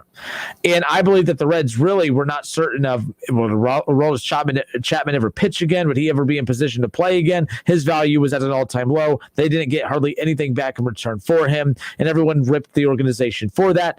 They weren't going to get anything more than what they got for him. He was washed up goods as far as the perception goes, not from a talent perspective, but from an off the field perspective. So Aroldis Chapman, still years removed from being from traded from Cincinnati. He's been played with multiple teams. He's most notably known for his role with the Yankees, won a World Series with the Cubs. But Aroldis Chapman, this season alone, he has struck out 26 of his last 33 batters. He has faced 33 batters this year, and he has struck out 26 of them. Along with his 100-mile-per-hour plus fastball and sharp slider, he has also developed a killer splitter, which is, and he did all that over the offseason. He has been spectacular this season. I mean, I love watching Aroldis Chapman. In fact, Sports Center, anytime that he's been in the game, they've done this thing where they've cut to his live game, to his live performances there. That's how dominant he has been. I love watching Aroldis Chapman pitch, and it's been interesting watching him develop into the star that he has become post-Cincinnati, because I think that although the Reds did not get any good returns on Cueto and Mike Leake and Bruce and those guys, I think the reason that the pressure on the Reds, it has not increased to the point to where they got criticism, is because it's not like Jay Bruce or any of those guys went on to be great. The two best players that have gone on to dominate post Reds has been Johnny Cueto and has been Aroldis Chapman. That's it. The rest, Jay Bruce just retired. Todd Frazier is, he's not the same. He's been cut a few times. Billy Hamilton's on the White Sox, but he was cut. He was with the Indians to start the season, no longer there. It is what it is. But I want to talk about the Cleveland Browns. I love the Cleveland Browns, and I love Baker Mayfield. I'm the biggest Baker Mayfield fan out there, as you all know. But if a situation occurred, and we talked about this yesterday, but again, I was starting to see more and more negative reaction about this throughout the day on social media in response to this. Browns fans, who, by the way, were crapping all over Baker Mayfield last year in the middle of the season when he had like 3 straight games of under 200 total yards passing, people were ready to move on from him. I said during that stretch that the circumstances had me in a position to say that the Browns needed to move on from Baker, mainly because the Browns roster was so damn good that they did not have the time to wait for Baker to develop. Okay, this wasn't, I think Baker's trash, that he's no good, that they don't need him. It's that they didn't have the time for him to develop, because it's been decades since they've returned to Cleveland. This is the best roster they've ever had, and you're only going to be able to keep X amount of these guys together for at least 1 more year, maybe 2 if you're lucky. So your Super Bowl winning clock, it's very short. You have this year and next year, maybe, to win a Super Bowl, because this roster is not going to be what it is here in 2 years, because money is going to have to be forked out. Baker's going to have to get paid if that's who you choose to ultimately keep. Nick Chubb, if you want that dominant run game, you're going to have to pay him. And as this O-line continues to be the best O-line in football, their value is going to skyrocket. These guys are going to be asking for a lot more money in the coming years. The Browns, this roster is not going to get better moving forward. It's only going to get worse. It doesn't mean that the Browns are going to get worse, but they're not going to be as good of a team moving forward as they lose some of these guys. There's a reason that when you watch Russell Wilson early on in his career and gets to back-to-back Super Bowls, winning one of them, you're like, man, he's doing all of this so early in his career. Imagine what he's going to do over 10 years. And he did more in those 2 years than he's done since, because that was the best roster he ever played on. All of the money was allocated towards the defense. He had just enough weapons on offense to be Russell Wilson. But he didn't have to be Russell Wilson of now to win them football games. That was the best roster Russell Wilson's ever played on was his first 2 years in the league. Period. Like that, and we see it all the time. Aaron Rodgers has some pretty talented pieces on both the offense and defensive side of the ball in Green Bay, but he has the most talented roster he ever played on was in the first 5 years of his time in Green Bay. And as he got paid and other guys got paid, they didn't have the money to keep that roster intact. Your roster, when you are drafted, and this is why I'm so critical of the Cincinnati Bengals, is because that clock is ticking. The Jacksonville Jaguars, they had $70 million in cap space. They drafted Trevor Lawrence. Their clock is ticking. You have an opportunity to build a super roster within the rookie contract to the quarterback. We've talked about this many times. And the Bengals, I feel like, are dragging their feet. They're wasting their time. They wasted the first year. I don't believe they did enough this past season to do anything outside of still finish last in the AFC North. So you're about to waste that. You're going to have another top draft pick next year. Then you're going to put all your hope into whatever receiver you take with that pick. And then you're going to waste the third year. Like, the Bengals aren't doing their best to maximize the short amount of contract time that they have with Joe Burrow and his rookie deal. The Browns, they've totally maximized it. The Browns have done a kick-ass job. The Browns did what the Packers did. They did what the Seahawks have done. They are doing what all these organizations have been able to do and capitalize on these quarterbacks and their rookie contracts. The Bills, I think, are doing a poor job of really trying to maximize that, and I think that the Ravens are doing the same thing. Cleveland has done the best job of any franchise out there of making sure that they strike while the iron's hot in the 4 to 5 year window of your quarterback's rookie contract deal. Period. So with that being said, this is the best team that Baker will ever play on moving forward this season. Baker will never play on a better team with a better roster than what he's going to play with this coming up season. And I have the Cleveland Browns as a Super Bowl contender based on the roster makeup and what he is capable of doing. Baker proved last year he could play that position at a well above average level. He is a very, very good quarterback. He is a top 10 quarterback, in my opinion. Some disagree. That's totally fine. That's your right. But he won 12 games last year. He got to the playoffs. He won in the playoffs. A year ago, it was, talk to me when he gets to the playoffs. He gets to the playoffs. Then that whole week leading into the Steelers game, oh, yeah, well, Bengals got there 5 straight years. Talk to me when he actually wins he wins a playoff game in his very first playoff game ever. And now we've moved the goalpost again. Now it's, let me know when he beats the Chiefs. Let me know when he gets to the AFC title game. Let me know when he gets to the Super Bowl. Let me know when he wins the Super Bowl. Let me know when he wins 2 Super Bowls. Then he'll win back-to-back. Well, let me know when he's won 3 because Tom Brady's never even won 3 straight. Like, stop. You guys sound like a bunch of morons. You guys are all idiots as far as I'm concerned whenever anyone comes at me with that mess, because we like to move the goalpost. The goalpost has already been pushed back and back and back, and that's because of Baker's productivity on the field, because he did more this year than what anyone anticipated he would for his career, talking about the haters, of course, not me and the Browns fans. Now, I say all of that to say that Baker Mayfield is playing on the best roster he will ever play on moving forward. As much as I love Baker, if you ask me my honest opinion about if Baker can't win a Super Bowl with the most talented roster that he has ever had, how am I supposed to feel about the Browns moving forward with Baker Mayfield if he can't win a Super Bowl with the best roster he's ever had and the best roster, the second best roster, maybe the third best roster in football now? How am I supposed to feel confident that the Browns could win a Super Bowl over the next 10 years with Baker as your starting quarterback on rosters moving forward that are not as deep or as talented? Because they're not going to be able to keep all these linemen. They're not going to be able to keep all the wide receivers. They're not going to be able to keep the run game going as strong as what they would like it to. And if they do keep the run game, they're not going to be able to keep all the weapons they have on defense. Like, it's just not realistic. It's been proven it can't happen. So I'm not taking a shot at the Browns. I'm trying to point out my thinking on this Aaron Rodgers conversation. Because if Baker Mayfield can't win a Super Bowl with the best roster he's ever going to play on and the third best roster in the NFL today, how am I supposed to feel confident if we keep Baker as our quarterback for the next 10 years that he's ever going to bring a Super Bowl to Cleveland with rosters that will always be worse than the one he's going to have this year? That's a big gamble if you're Andrew Berry and the Browns. The Andrew Berry and the Browns are right now in a tough spot because they got to ask themselves, man, if we can't get a Super Bowl with this roster, that's on Baker. Because we have one of the top receiving cores in football. We have the best run game in football. We have the best offensive line in football. We have the best secondary in football. We have one of the best pass rushers in football. That's a lot of crap to have to not win a Super Bowl. And it will be because of Baker Mayfield, who I love. But I don't think he's an elite quarterback. I think he's a top 10 quarterback. But he will be their shortcoming if they don't win the Super Bowl. Because we're talking Baker Mayfield versus Patrick Mahomes. The 2 best rosters in the AFC, the Browns and the Chiefs, it's going to come down to the X factor being who has the best quarterback. Tie goes to the runner, tie goes to the Chiefs. So that's why when we start to this conversation about Aaron Rodgers, everyone says, well, Aaron Rodgers is old. Aaron Rodgers has 2 years left maybe in the league. Well, the Browns have 2 years left of this elite roster.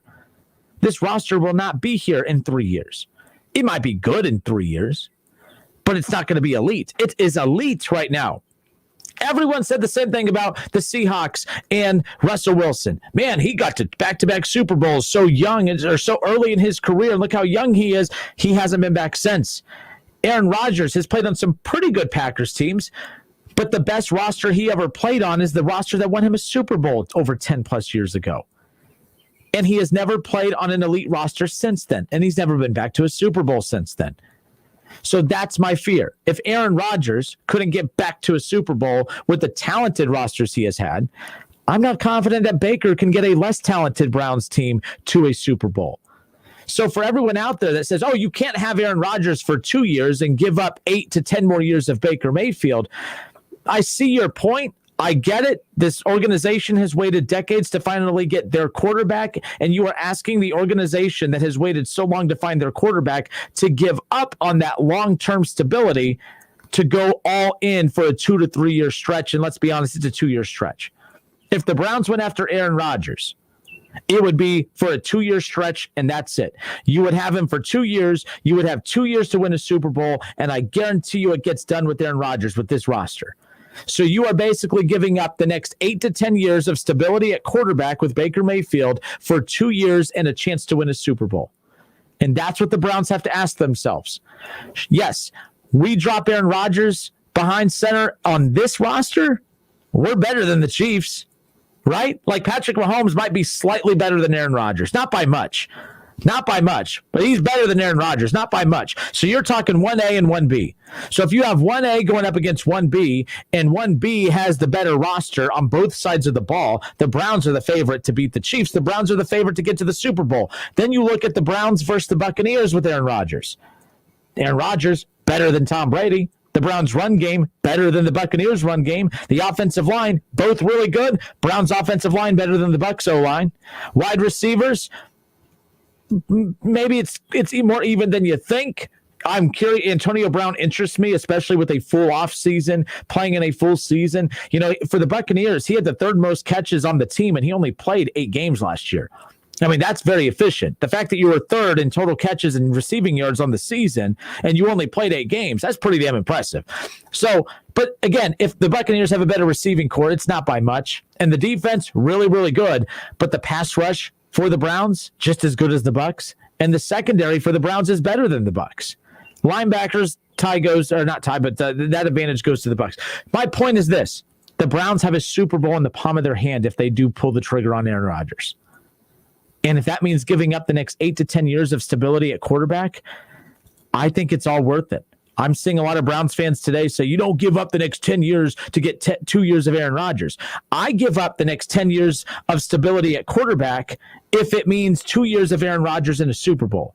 Would you, and this is the thing I'm asking Browns fans, again, head to Facebook, search The Justin Kinner Show, search ESPN Dayton on YouTube. The question I have for you is this. Is it worth it if you get a Super Bowl with this elite roster in the next 2 years with Aaron Rodgers versus no Super Bowl in the next 8 to 10 years of 9 to 11 win a season football? The Browns went from being the joke of the NFL, no winning seasons, no playoffs, no playoff wins. I mean, they were embarrassing. So if you tell me that Cleveland goes from that over the last 20 years to now winning 9 to 11 games a season for the next 10 years, and no Super Bowls, is that worth it to pick to give up the opportunity to win a Super Bowl with Aaron Rodgers? You would rather not win a Super Bowl in the next 2 years so that you can have 9 to 10 years of 9 to 11 wins per season with Baker Mayfield. I don't know what the right answer is, but I think Browns fans could sleep a lot better at night if Aaron Rodgers brings a Super Bowl to Cleveland and the Browns go back to searching for the quarterback all over again with 10 more years of losing football. What say you? Am I off on this? Because like I said, I agree. Baker is going to be the stability at quarterback for the next 8 to 10 years. He's going to win you anywhere between 9 to 10 to 11 games a year. Okay, that's great. You're going to be in the mix every year, but you're not going to win a Super Bowl. Because if Baker can't win a Super Bowl with this roster, you think he's going to win a Super Bowl with a less talented roster moving forward? I'm not willing to take that chance. I want to see Aaron Rodgers in Cleveland, and I love Baker Mayfield. And me saying that I want Aaron Rodgers is not me saying that Baker is bad, but you got to be cutthroat. You got to gamble. You got to gamble on yourself. And Andrew Berry, you will be a legend in Cleveland if you pull this off. Not only getting Aaron Rodgers, but winning the Super Bowl. And if Aaron Rodgers wants to cap off a legendary career, you can go win a Super Bowl anywhere. Can you imagine winning a Super Bowl in Cleveland? So Browns fans, I get it. You don't want to give up the next 8 to 10 years of stability at quarterback. But stability at quarterback doesn't guarantee you anything. I mean, look at the Seahawks. Look at the stability they've had at quarterback. What has it gotten them since his rookie contract? Nothing. They win 8 to 10 games a year. We always think that they're going to be in the mix, and then they get knocked out in the first round of the playoffs. The Seahawks have been okay. They're not great defensively. They're just okay offensively. But their quarterback makes a lot of money. Their roster's just And that's going to be the Browns moving forward with the stable quarterback in Baker Mayfield. He's going to get paid. The roster will just be okay. There'll be some decent weapons on both sides, but there'll always be a glaring hole that's going to keep them from winning it all. And that's Baker Mayfield. He's not going to take a lesser roster and win it all. He needs the roster to be elite. And if he can't win a Super Bowl with an elite roster, he's not going to win it with a less talented roster. So to me, it's simple. Drop Aaron Rodgers on this roster. They're the favorites. They're better than the Chiefs. They're better than the Bucs. And they're definitely better than that stupid Bills team that I keep hearing so much about. I'm over the Bills. All right. But again, not trying to stir the pot here. I'm not trying to I thought you're just doing this for clicks. That's my favorite. Which, by the way, when people say you're just doing this for clicks, you're just doing this for attention, that is our job, you know. You know, if no one clicks on our station, if no one listens to our station, we all don't have jobs. So sorry for doing my job. But that's not what this is about. I think I laid out my argument pretty well. I'm going to do it one more time just to make sure I covered all my bases. Aaron Rodgers is better than Baker Mayfield. That doesn't make Baker Mayfield bad. Baker Mayfield has the best roster he will ever play on moving forward. And if he can't win a Super Bowl with the best roster he has ever had moving forward, he's going to have less talented roster. So if he can't win with this roster, why are you confident as a fan that he could win with less talented rosters moving forward? And when I say win, I mean win a Super Bowl. I think they could win 8, 9, 10 games a year moving forward with Baker Mayfield. No Super Bowl, though. It'll be the Seahawks. Couple good pieces on defense, couple weapons on offense, a quarterback that's talked about, but overall nothing. Russell Wilson hasn't been back to a Super Bowl since his rookie contract. Aaron Rodgers hasn't been back to a Super Bowl since that contract because the Packers didn't have a good enough roster. The best roster Aaron Rodgers ever played on is the one he won a Super Bowl with. Those rosters have never been as talented since then as what he played in when he won a Super Bowl. But Aaron Rodgers, this roster is better than the roster that he won a Super Bowl with over the Steelers over a decade ago. So yes, I would hate to see Baker Mayfield go. I think it would mean a lot to Cleveland to win with Baker over the next 8 to 10 years, but you're not winning a Super Bowl with Baker over the next 8 or 10 years. I'm realistic to know that as much as I love Baker, he's not Patrick Mahomes. And even if he was Aaron Rodgers is a prime example over the last 10 years of why a talented quarterback doesn't always mean everything. Aaron Rodgers is going to go down as one of the best of all time. And he's only been and played and won one Super Bowl. But you don't want Aaron Rodgers in Cleveland because you want Baker to be with the team for the next 8 to 10 years to win you 8 to 10 games a year and no Super Bowl. So you're saying you would rather have 10 years of winning regular season football and no Super Bowl versus Aaron Rodgers for 2 years and a Super Bowl.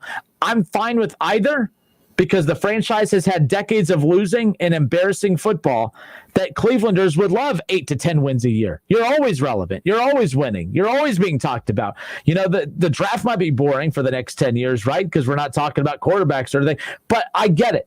And I don't think there's a wrong answer.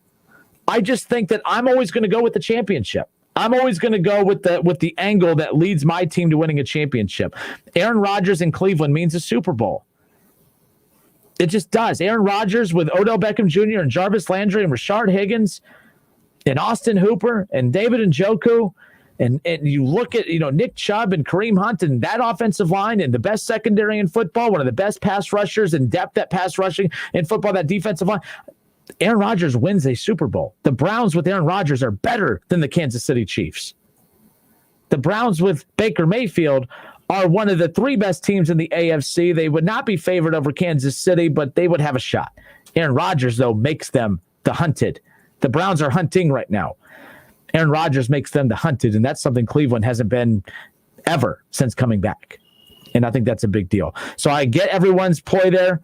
I think I get it, too, because with Baker, Cleveland went through so much. You draft your quarterback, you finally find your quarterback, and you're going to go through a lot of winning together. And then when Baker retires, you're going to look at him as one of the all-time greatest Browns quarterbacks, right? And it's going to feel special because he took over an 0-16 team, and look at where they're at now. And then it sucks and it hurts that you might see Aaron Rodgers come in. And by the way, the chances of Aaron Rodgers coming to Cleveland are slim to none. But if Aaron Rodgers had to pick a talented roster that he could look, if he looked around the league and said, what team can I go to and be an instant Super Bowl favorite? People keep saying Denver. Denver's all right. They have a good defense. They have some weapons offensively. But if you think that Aaron Rodgers going to Denver makes Denver better than the Chiefs, that's laughable. Aaron Rodgers going to Cleveland makes them better than the Chiefs and makes them better than every other 31 teams in football. Period. It's the Justin Kinner Show, presented by Kirkland and Sommers and Orion Sports Medicine. Let's go to the Facebook feed. Ryan Strauss says, it's amazing what one championship would do to a fan base. 1 or 2 Super Bowls wins in Cleveland makes you forget all about Baker. Look at the Cavaliers. Okay, yeah, look at the Cavaliers. They won one with LeBron. Now they're back to mediocrity, and nobody seems to care that much because they got that one. That's a great point. So I get it. Baker's yours. You drafted him, and you want to see this through. But the chances of Baker leading you to the Super Bowl, they're slim. And they're slim even with this elite roster. That's my concern.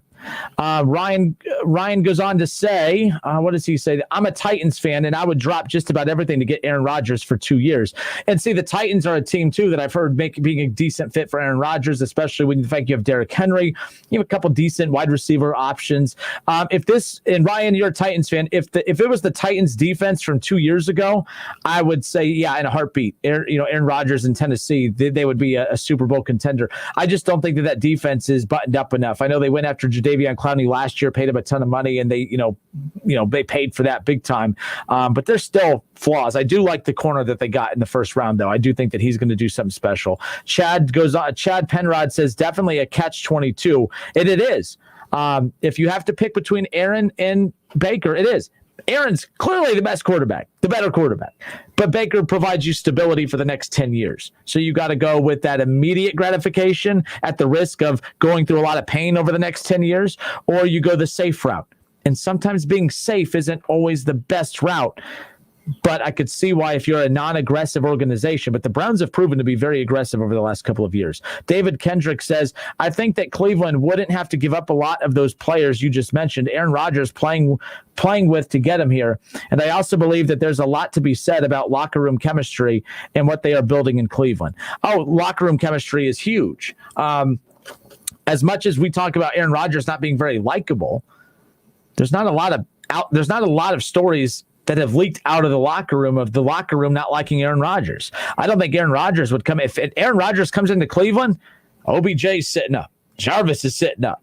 Everyone's sitting up. No one's turning away from Baker. Baker has the respect of that locker room, but it's a whole other level of respect with Aaron Rodgers because he's done it before. He has MVPs. He has a Super Bowl. He's one of the greatest of all time. It's just different. It's like Tom Brady. I mean, look, Jameis Winston, you take away those 30 interceptions, the dude was throwing over 30-plus touchdowns. The dude was unreal. Top 5 in total passing yards. Jameis Winston, you cut those interceptions in half, and Jameis Winston's in the MVP conversation. He's not winning one, but he's in the conversation. You get rid of him, you bring Tom Brady in, and the whole feeling in Tampa changed. Tampa's a horrible organization. Tampa's an embarrassingly bad organization. They are known for losing. There's no respect for that organization whatsoever. Tom Brady gets there, totally different perception. Cleveland has done a good job the last 3 years of changing the perception of them as a franchise. There's still a lot of people who are skeptical. They're called Bengals fans. But no, there's still a lot of people skeptical about what Cleveland is. Aaron Rodgers comes in. No one's saying, oh, it's the Browns. They're like, oh, crap. Aaron Rodgers and the Cleveland Browns. Like, it's a completely different talking point at that point. I love Baker Mayfield, but I would be a fool, and any Browns fan would be a fool to say that, oh, no, I don't want Aaron Rodgers, because you're basically saying, I don't want a Super Bowl. We'll be back in a moment. Listen, stream, watch. It's the Justin Kinner Show with Kev Nash right here on Dayton's ESPN Radio, 1410 Wing AM. ESPN 1410 Wing AM weather. This afternoon will be mostly cloudy, a high near 64. Tonight's going to be cloudy with a chance of showers and thunderstorms, a low near 40. And tomorrow's going to be mostly cloudy and windy, a high around 61. I'm Pete Spivak for 1410 ESPN Radio. Weather is brought to you by Cullet Propane. Find out why 98% of their customers would recommend them to friends and family. Find out more at culletpropane.com. Hey Dayton, this is Dan First, 5th generation at First Florist and Greenhouses. Our garden center is now open for this season and full of beautiful garden plants, vegetables, and more. You'll be amazed at the quality and volume of plants in stock. So stop in and visit us at 1306 Troy Street in Dayton. Call us at 937-223-1213 or visit us online at firstflorist.com. That's FURST florist.com. Shop First Florist and Greenhouses, celebrating 116 years in business. Hi, my name is Brian Sommers, and I'm an attorney with Kirkland and Sommers. We are a law firm dedicated to divorce and family law. We have 2 locations serving Miami Valley, one near Austin Landing and the other in Troy. Remember, we're not part-time divorce and family lawyers. We're full-time here for you. Kirkland and Sommers, trusted and experienced, a family law practice dedicated to serving you. Visit them online at kirklandandsommers.com. That's Sommers with an O, kirklandandsommers.com. You have empty office space to fill or home office to create. You know what you need. You know what you'd like. But you also have a pretty good idea after you've shopped around the usual places what you need and what you like might not happen. Well, then you haven't been to Charles Larrick's Warehouse Outlet. Nobody has their selection. Nobody has their discounts. And every week there's something new. If you need office furniture, Larrick's Warehouse Outlet can sell it to you for half the price and below manufacturer's selected prices. Half price and below on hundreds of items. Selection from budget to the best. Really, desks from $50 to $5,000. Filing cabinets from $25 to $500. Before you go anywhere else, do yourself a favor and come to Larrick's Warehouse Outlet. With 25,000 square feet of selection, you're not going to go anywhere else. Larrick's Warehouse Outlet at 23 McOil Avenue, Dayton. Open Monday through Friday, 9 to 6. Larrick's, continuing the tradition. Research shows that people remember radio ads with repetition. So to help you remember that Liberty Mutual Insurance Company customizes your home insurance so you only pay for what you need, here's a repetitive ad. Okay. Research shows that people remember radio ads with repetition. So to help you remember that Liberty Mutual Insurance Company customizes your home insurance so you only pay for what you need, here's a repetitive ad. Only pay for what you need at libertymutual.com. Liberty, liberty, liberty, liberty. It's like I blinked and suddenly all my business shifted to e-commerce. Now my business hours are whenever my customers need me. My customers want everything now and faster than ever. It's a whole different world. Your business is changing. The United States Postal Service is changing with it. We're bringing you fast, reliable shipping nationwide, and we're bringing it right when your customers need it. Let's discover new routes. Visit USPS.com/new routes. The United States Postal Service. Priority, you. Listen to this station anytime, anywhere on Odyssey. Odyssey is your new audio home for all the music, news, sports, and podcasts that matter to you. Odyssey. That's AUDACY. Hello. Darling, where are you? Why, honey, I'm at my favorite store, Rural King. I'm getting my mom some flowers for Mother's Day. Oh, good. Pick up my mama something special while you're there as well.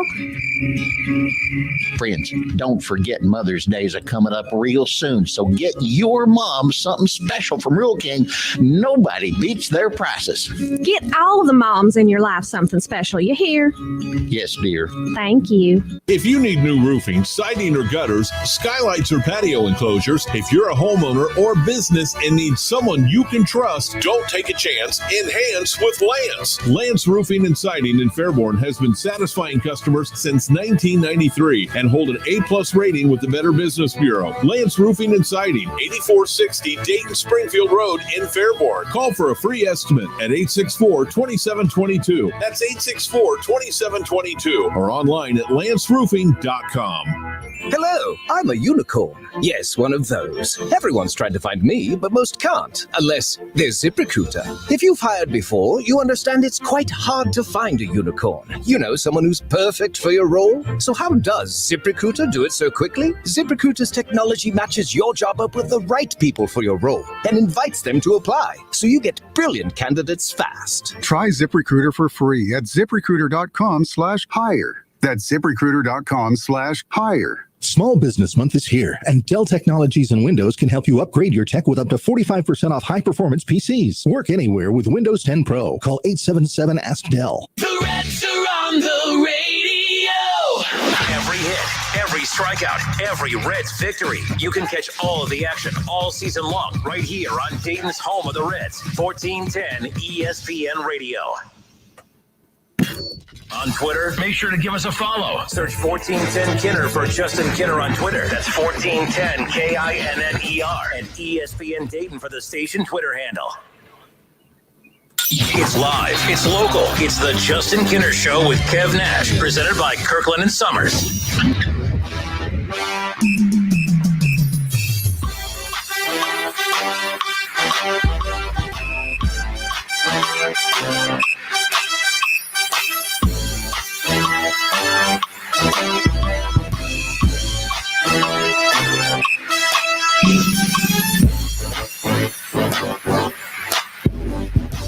All right, we welcome you back. Justin Kinner with you here on Dayton's ESPN radio station, 1410 Wing AM. We are Dayton's home of the Cincinnati Reds.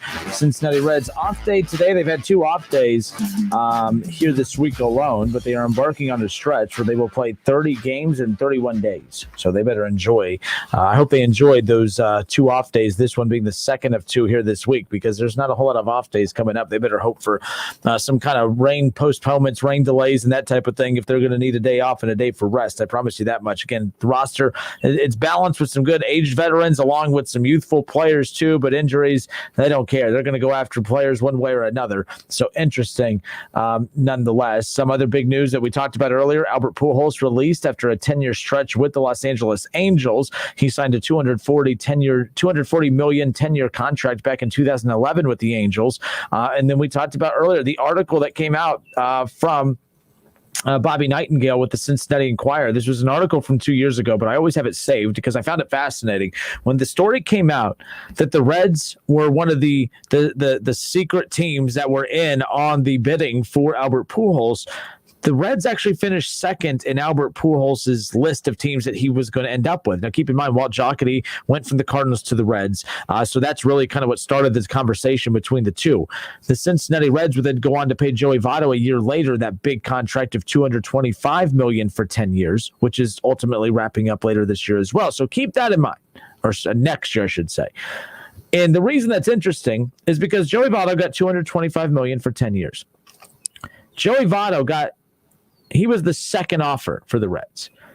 And I don't know how Votto feels about this, but I did find it interesting that when Albert Pujols signed the $240 million deal for 10 years with the Angels, he picked that over the contract offer from the Cincinnati Reds in 2011, which was $225 million for 10 years. It's like the Reds had budgeted that $225 million 10-year contract. They were excited that they had all the I's dotted and the T's crossed, and they just couldn't wait to hand it to somebody.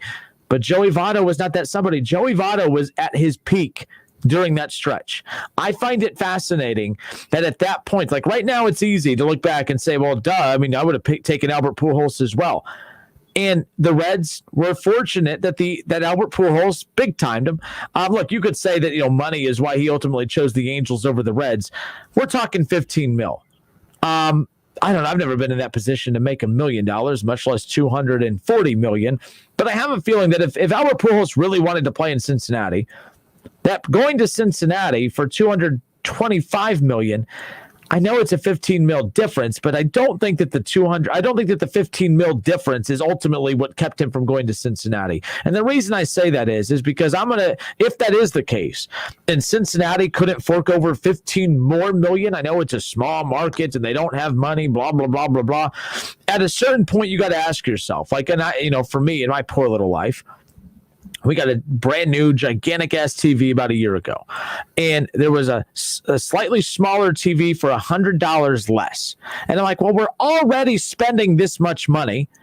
We might as well spend $100 more to get the product that we really, really like versus settling for the slightly smaller TV just to save $100 when we're already spending way over what we want to spend on a stupid TV to begin with.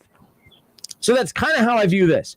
If an organization out there really, really, really wants a superstar player and you let that player get away because you weren't willing to pay the $15 million, that's strange. I get why if you offered him $225 and the Angels offered him $300 million, that's when you say, thanks, but no thanks. I'm just going to go on my poor little way here. But that's not what happened. The Angels got Albert Pujols in 2011 because they were willing to give him $15 million more than the Reds. I don't know. I want to believe that Pujols just wanted to be an Angel, and that it wasn't because of money.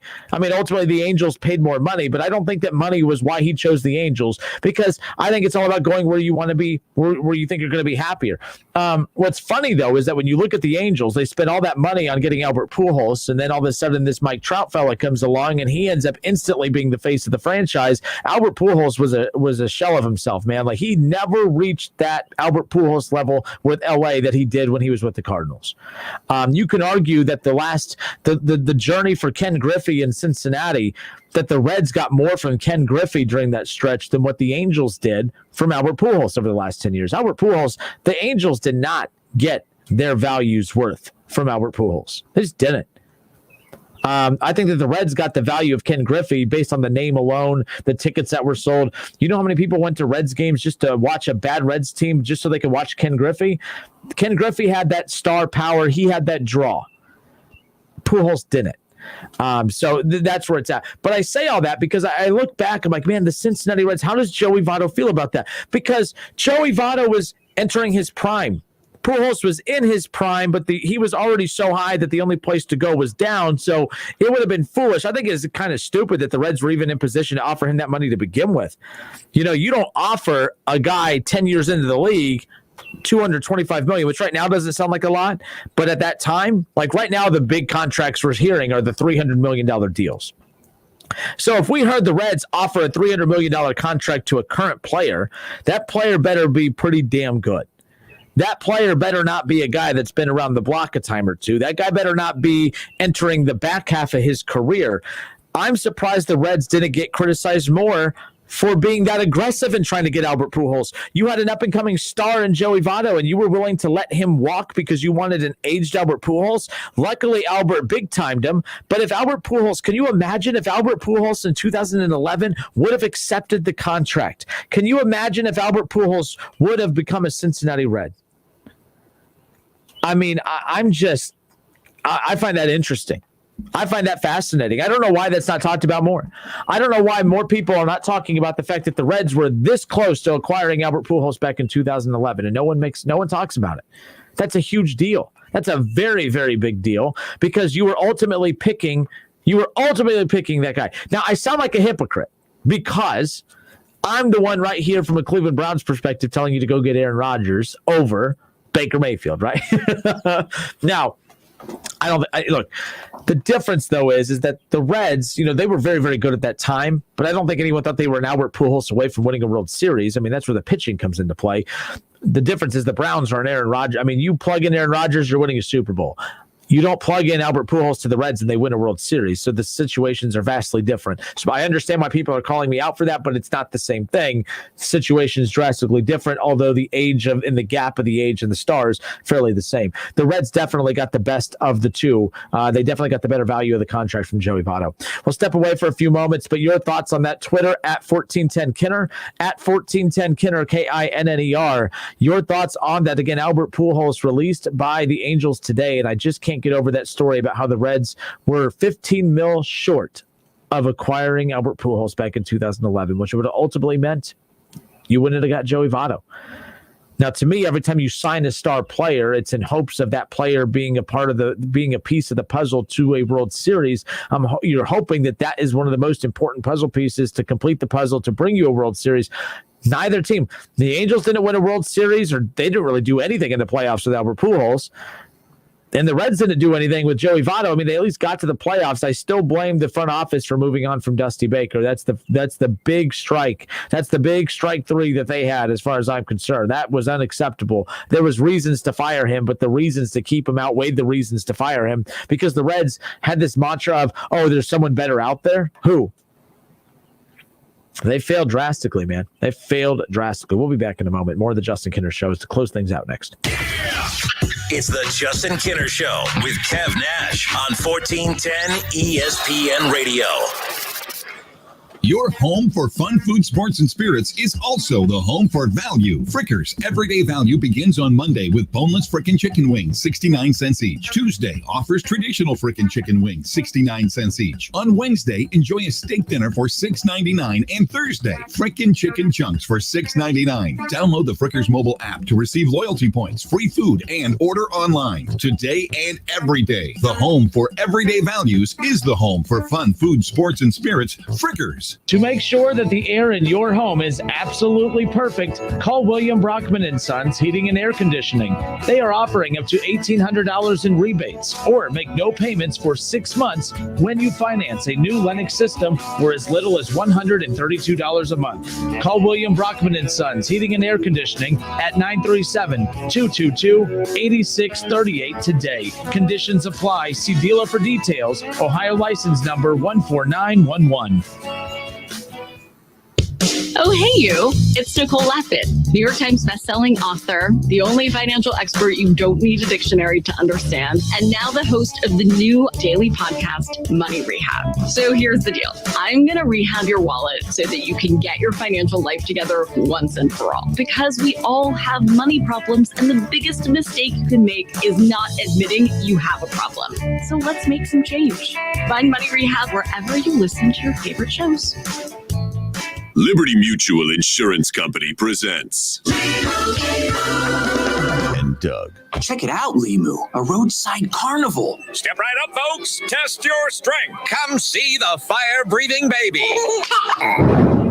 Let's fan out and tell people that Liberty Mutual customizes your car insurance so you only pay for what you need. Look, an emo wearing sunglasses. Limu, you're famous. Only pay for what you need. Liberty, liberty, liberty, liberty. I need these boxes in bin 7. Oh, hello. Hi. I just want to call in and find out when Whitney's warehouse foreman just retired, and the replacement needs to move to fulfillment. Hold on. Guys, can we get the dock cleared now? Indeed can help her hire the people she needs. I need Indeed. Indeed you do. When you sponsor a job, you immediately get your short list of quality candidates whose resumes on Indeed match your job criteria. Visit Indeed.com/credit and get $75 towards your first sponsored job. Terms and conditions apply. Have you been seeking a final resting place for your loved one's cremated remains? Are you tired of endlessly searching to find a permanent home for a family member that gives you peace of mind, offers more security than the mantle, and doesn't cost thousands of dollars? This is Mark Davis from Dayton Memorial Park Cemetery, located at 8135 North Dixie Drive. We are pleased to announce a new product that offers families the opportunity to give their loved ones a permanent, serene, final resting place for as little as $300. Call us today at 937-890-1831. Welcome back to the quickest podcast ever, brought to you by Kohl's. Today's topic, Mother's Day. Ooh, gotta get one more gift at Kohl's. Nothing like the last minute. The deals are great. You can get a $39.99 Amazon tablet and 60% off jewelry. That's why I waited. You know, the deals. I mean, 15% off and Kohl's Cash. Gotta make mom proud. And don't forget, get it in an hour or less with free store pickup. Yeah, procrastination really pays off. 15% offer ends May 16th. Some exclusions apply. See store at Kohl's.com for details. DQ presents. Picture this. Picture the new DQ Summer Blizzard treat menu with iconic flavors that taste like instant summer. You order the one and only drumstick blizzard with peanuts. Oh, wow. Crunchy waffle cone pieces, world famous DQ soft serve, and blue sky bliss. Or maybe you get the brownie batter blizzard. Ooh, wee. Fudgy brownie goodness. You're feeling breezy and dreamy all over. Moments like these are why the new DQ Summer Blizzard treat menu exists. Get it delivered at DQ.com. DQ. Happy tastes good. It's time to thrive outside. Spending time outside, like at an Ohio State park, is a natural way to boost your mental health. Just 15 minutes in nature can restore you. The parks are for everyone to enjoy. Visit detourtrails.ohiodnr.gov to connect to a trail near you. Need more help? Call the Ohio Care Line at 1-800-720-9616 for free emotional support. Sponsored by the Ohio Departments of Natural Resources and Mental Health and Addiction Services. Aired by the OAB and this station. Happy Mother's Day for the Flower Man. This year for Mom, we have beautiful, cutable arrangements at $9.99 and a dozen roses for only $9.99. Amazing. Thank you, Flower Man, and thank you, Mom. Roses, arrangements, and flowers from all over the world for Mom. Go to flowermanflowers.com. That's flowermanflowers.com. Cordell Transportation is now hiring Class A CDL drivers. $5,000 sign-on bonus. That's right, $5,000 sign-on bonus. Home daily dedicated lanes, no touch freight. Apply today at CordellTransportation.com. Cordell Transportation, driven to succeed. It's all about the nose. It's your air filter, the first line of defense against bacteria and viruses. If too many germs get stuck in your nose, guess what? You get sick. That's why it's so important to keep your nose clean, just like washing your hands. Nasal irrigation gets rid of germs by rinsing the nasal cavity, but neti pots are hard to use and, frankly, kind of gross. Now there's a better way to keep your nose clean and help your body protect itself. It's called Navage Nasal Care. Navage uses powered suction to flush out allergens, mucus, bacteria, and viruses. Millions use Navage for fast, all-natural relief from sinus congestion and allergies, and to breathe better, sleep deeper, snore less, and feel healthier without drugs. Navage is easy to use, affordable, and comes with an absolute guarantee of satisfaction. You wash your hands and brush your teeth every day. Now it's time to start cleaning your nose with Navage. At Navage.com, CVS, Walgreens, Bed Bath, Target, and Rite Aid. Navage, Navage. Clean nose, healthy life. Liberty Mutual customizes your car and home insurance so you only pay for what you need. Liberty, liberty, liberty, liberty. Don't miss the Justin Kinner Show with Kev Nash, presented by Kirkland and Sommers. Weekdays from 3 to 6 p.m. right here on Dayton's ESPN Radio, 1410 Wing AM.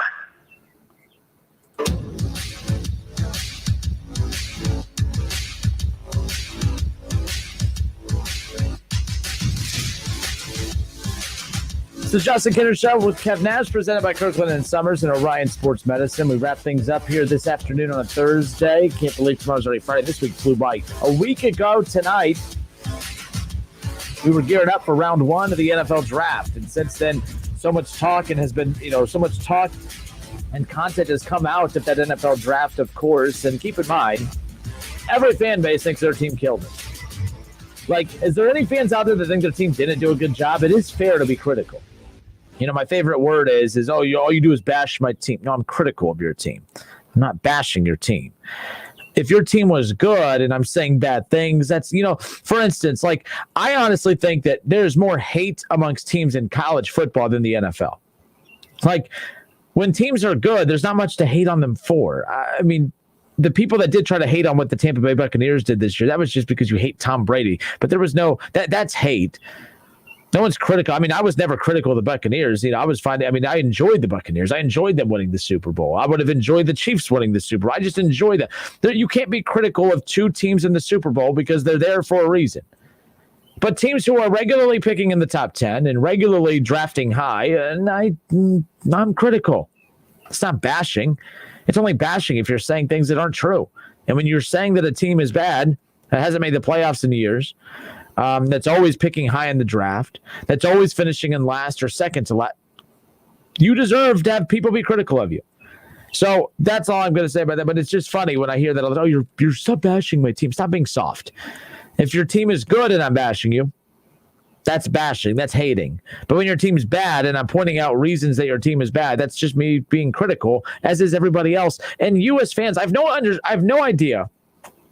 Like, I'm built different from a standpoint of, and insert your joke there. I know that sounded very stupid, but you know what I mean? Like, I'm built different in regards to, like, with my teams, I'm very critical of my teams. When my team plays bad, I'm, like, very critical of my team.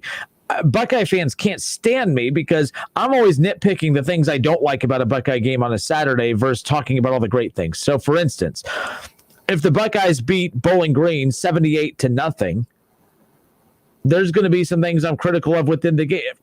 Wait, how can you be critical of a 78-0? Because maybe they went a whole third quarter without scoring, or maybe Bowling Green, had still like close to 150 yards rushing on the night. They may not have scored, but maybe the Buckeyes gave up 150 yards rushing to Bowling Green. They still shut them out. Everyone's like, man, they dominated them. I'm like, yeah, but if you let Bowling Green rush for 150 yards on you, imagine what a real team's going to do. Like, that's always my approach with things. It's not that I'm trying to be negative. I'm always thinking, okay, how is this team going to lose against the good teams?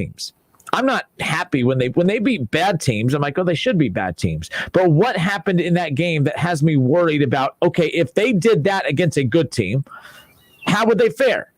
That's how I think. Every time, like no matter what. That's why when the Browns were winning, by the way, the Browns were above 500 pretty much the whole season. Kev was even surprised at how negative I was being about the Browns because I kept coming in saying, yeah, they got that win, but they're not going to win a lot of games if Baker Mayfield throws for 190 yards a game.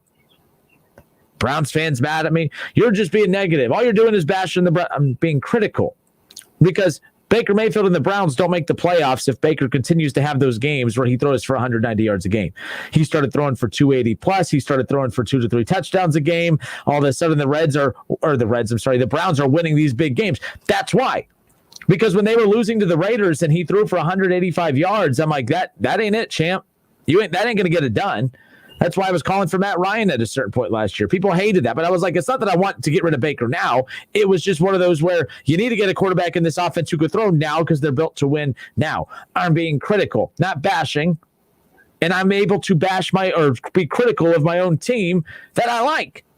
So I'm tired of people being soft, but I do find it funny that all the reasons that I'm critical of the Bengals for, and I'm told that I'm just a hater, I'm told that I say that the Bengals are bad just to get clicks, which is so stupid. I could see if the Bengals had won 13 games, and I'm trying to tell people they're bad. They've won they have not won many games. They've won 6 games in 2 years. They've won 12 in 3. Trust me, they haven't won a lot of football games. Me saying that a good team is or a bad team is bad is common sense. That's not even a lazy take. That's an easy take, and I can understand why some people are, that's an issue with them. But Sports Illustrated put out an article talking about the fact that the Cincinnati Bengals got an F on one of their draft grades and that they actually, in their power rankings, and people don't care about, power rankings, put it this way. When your team's in the power rankings, when your team is ranked high in power rankings, you love it. You pump your chest. You're so pumped. You're excited. You're happy.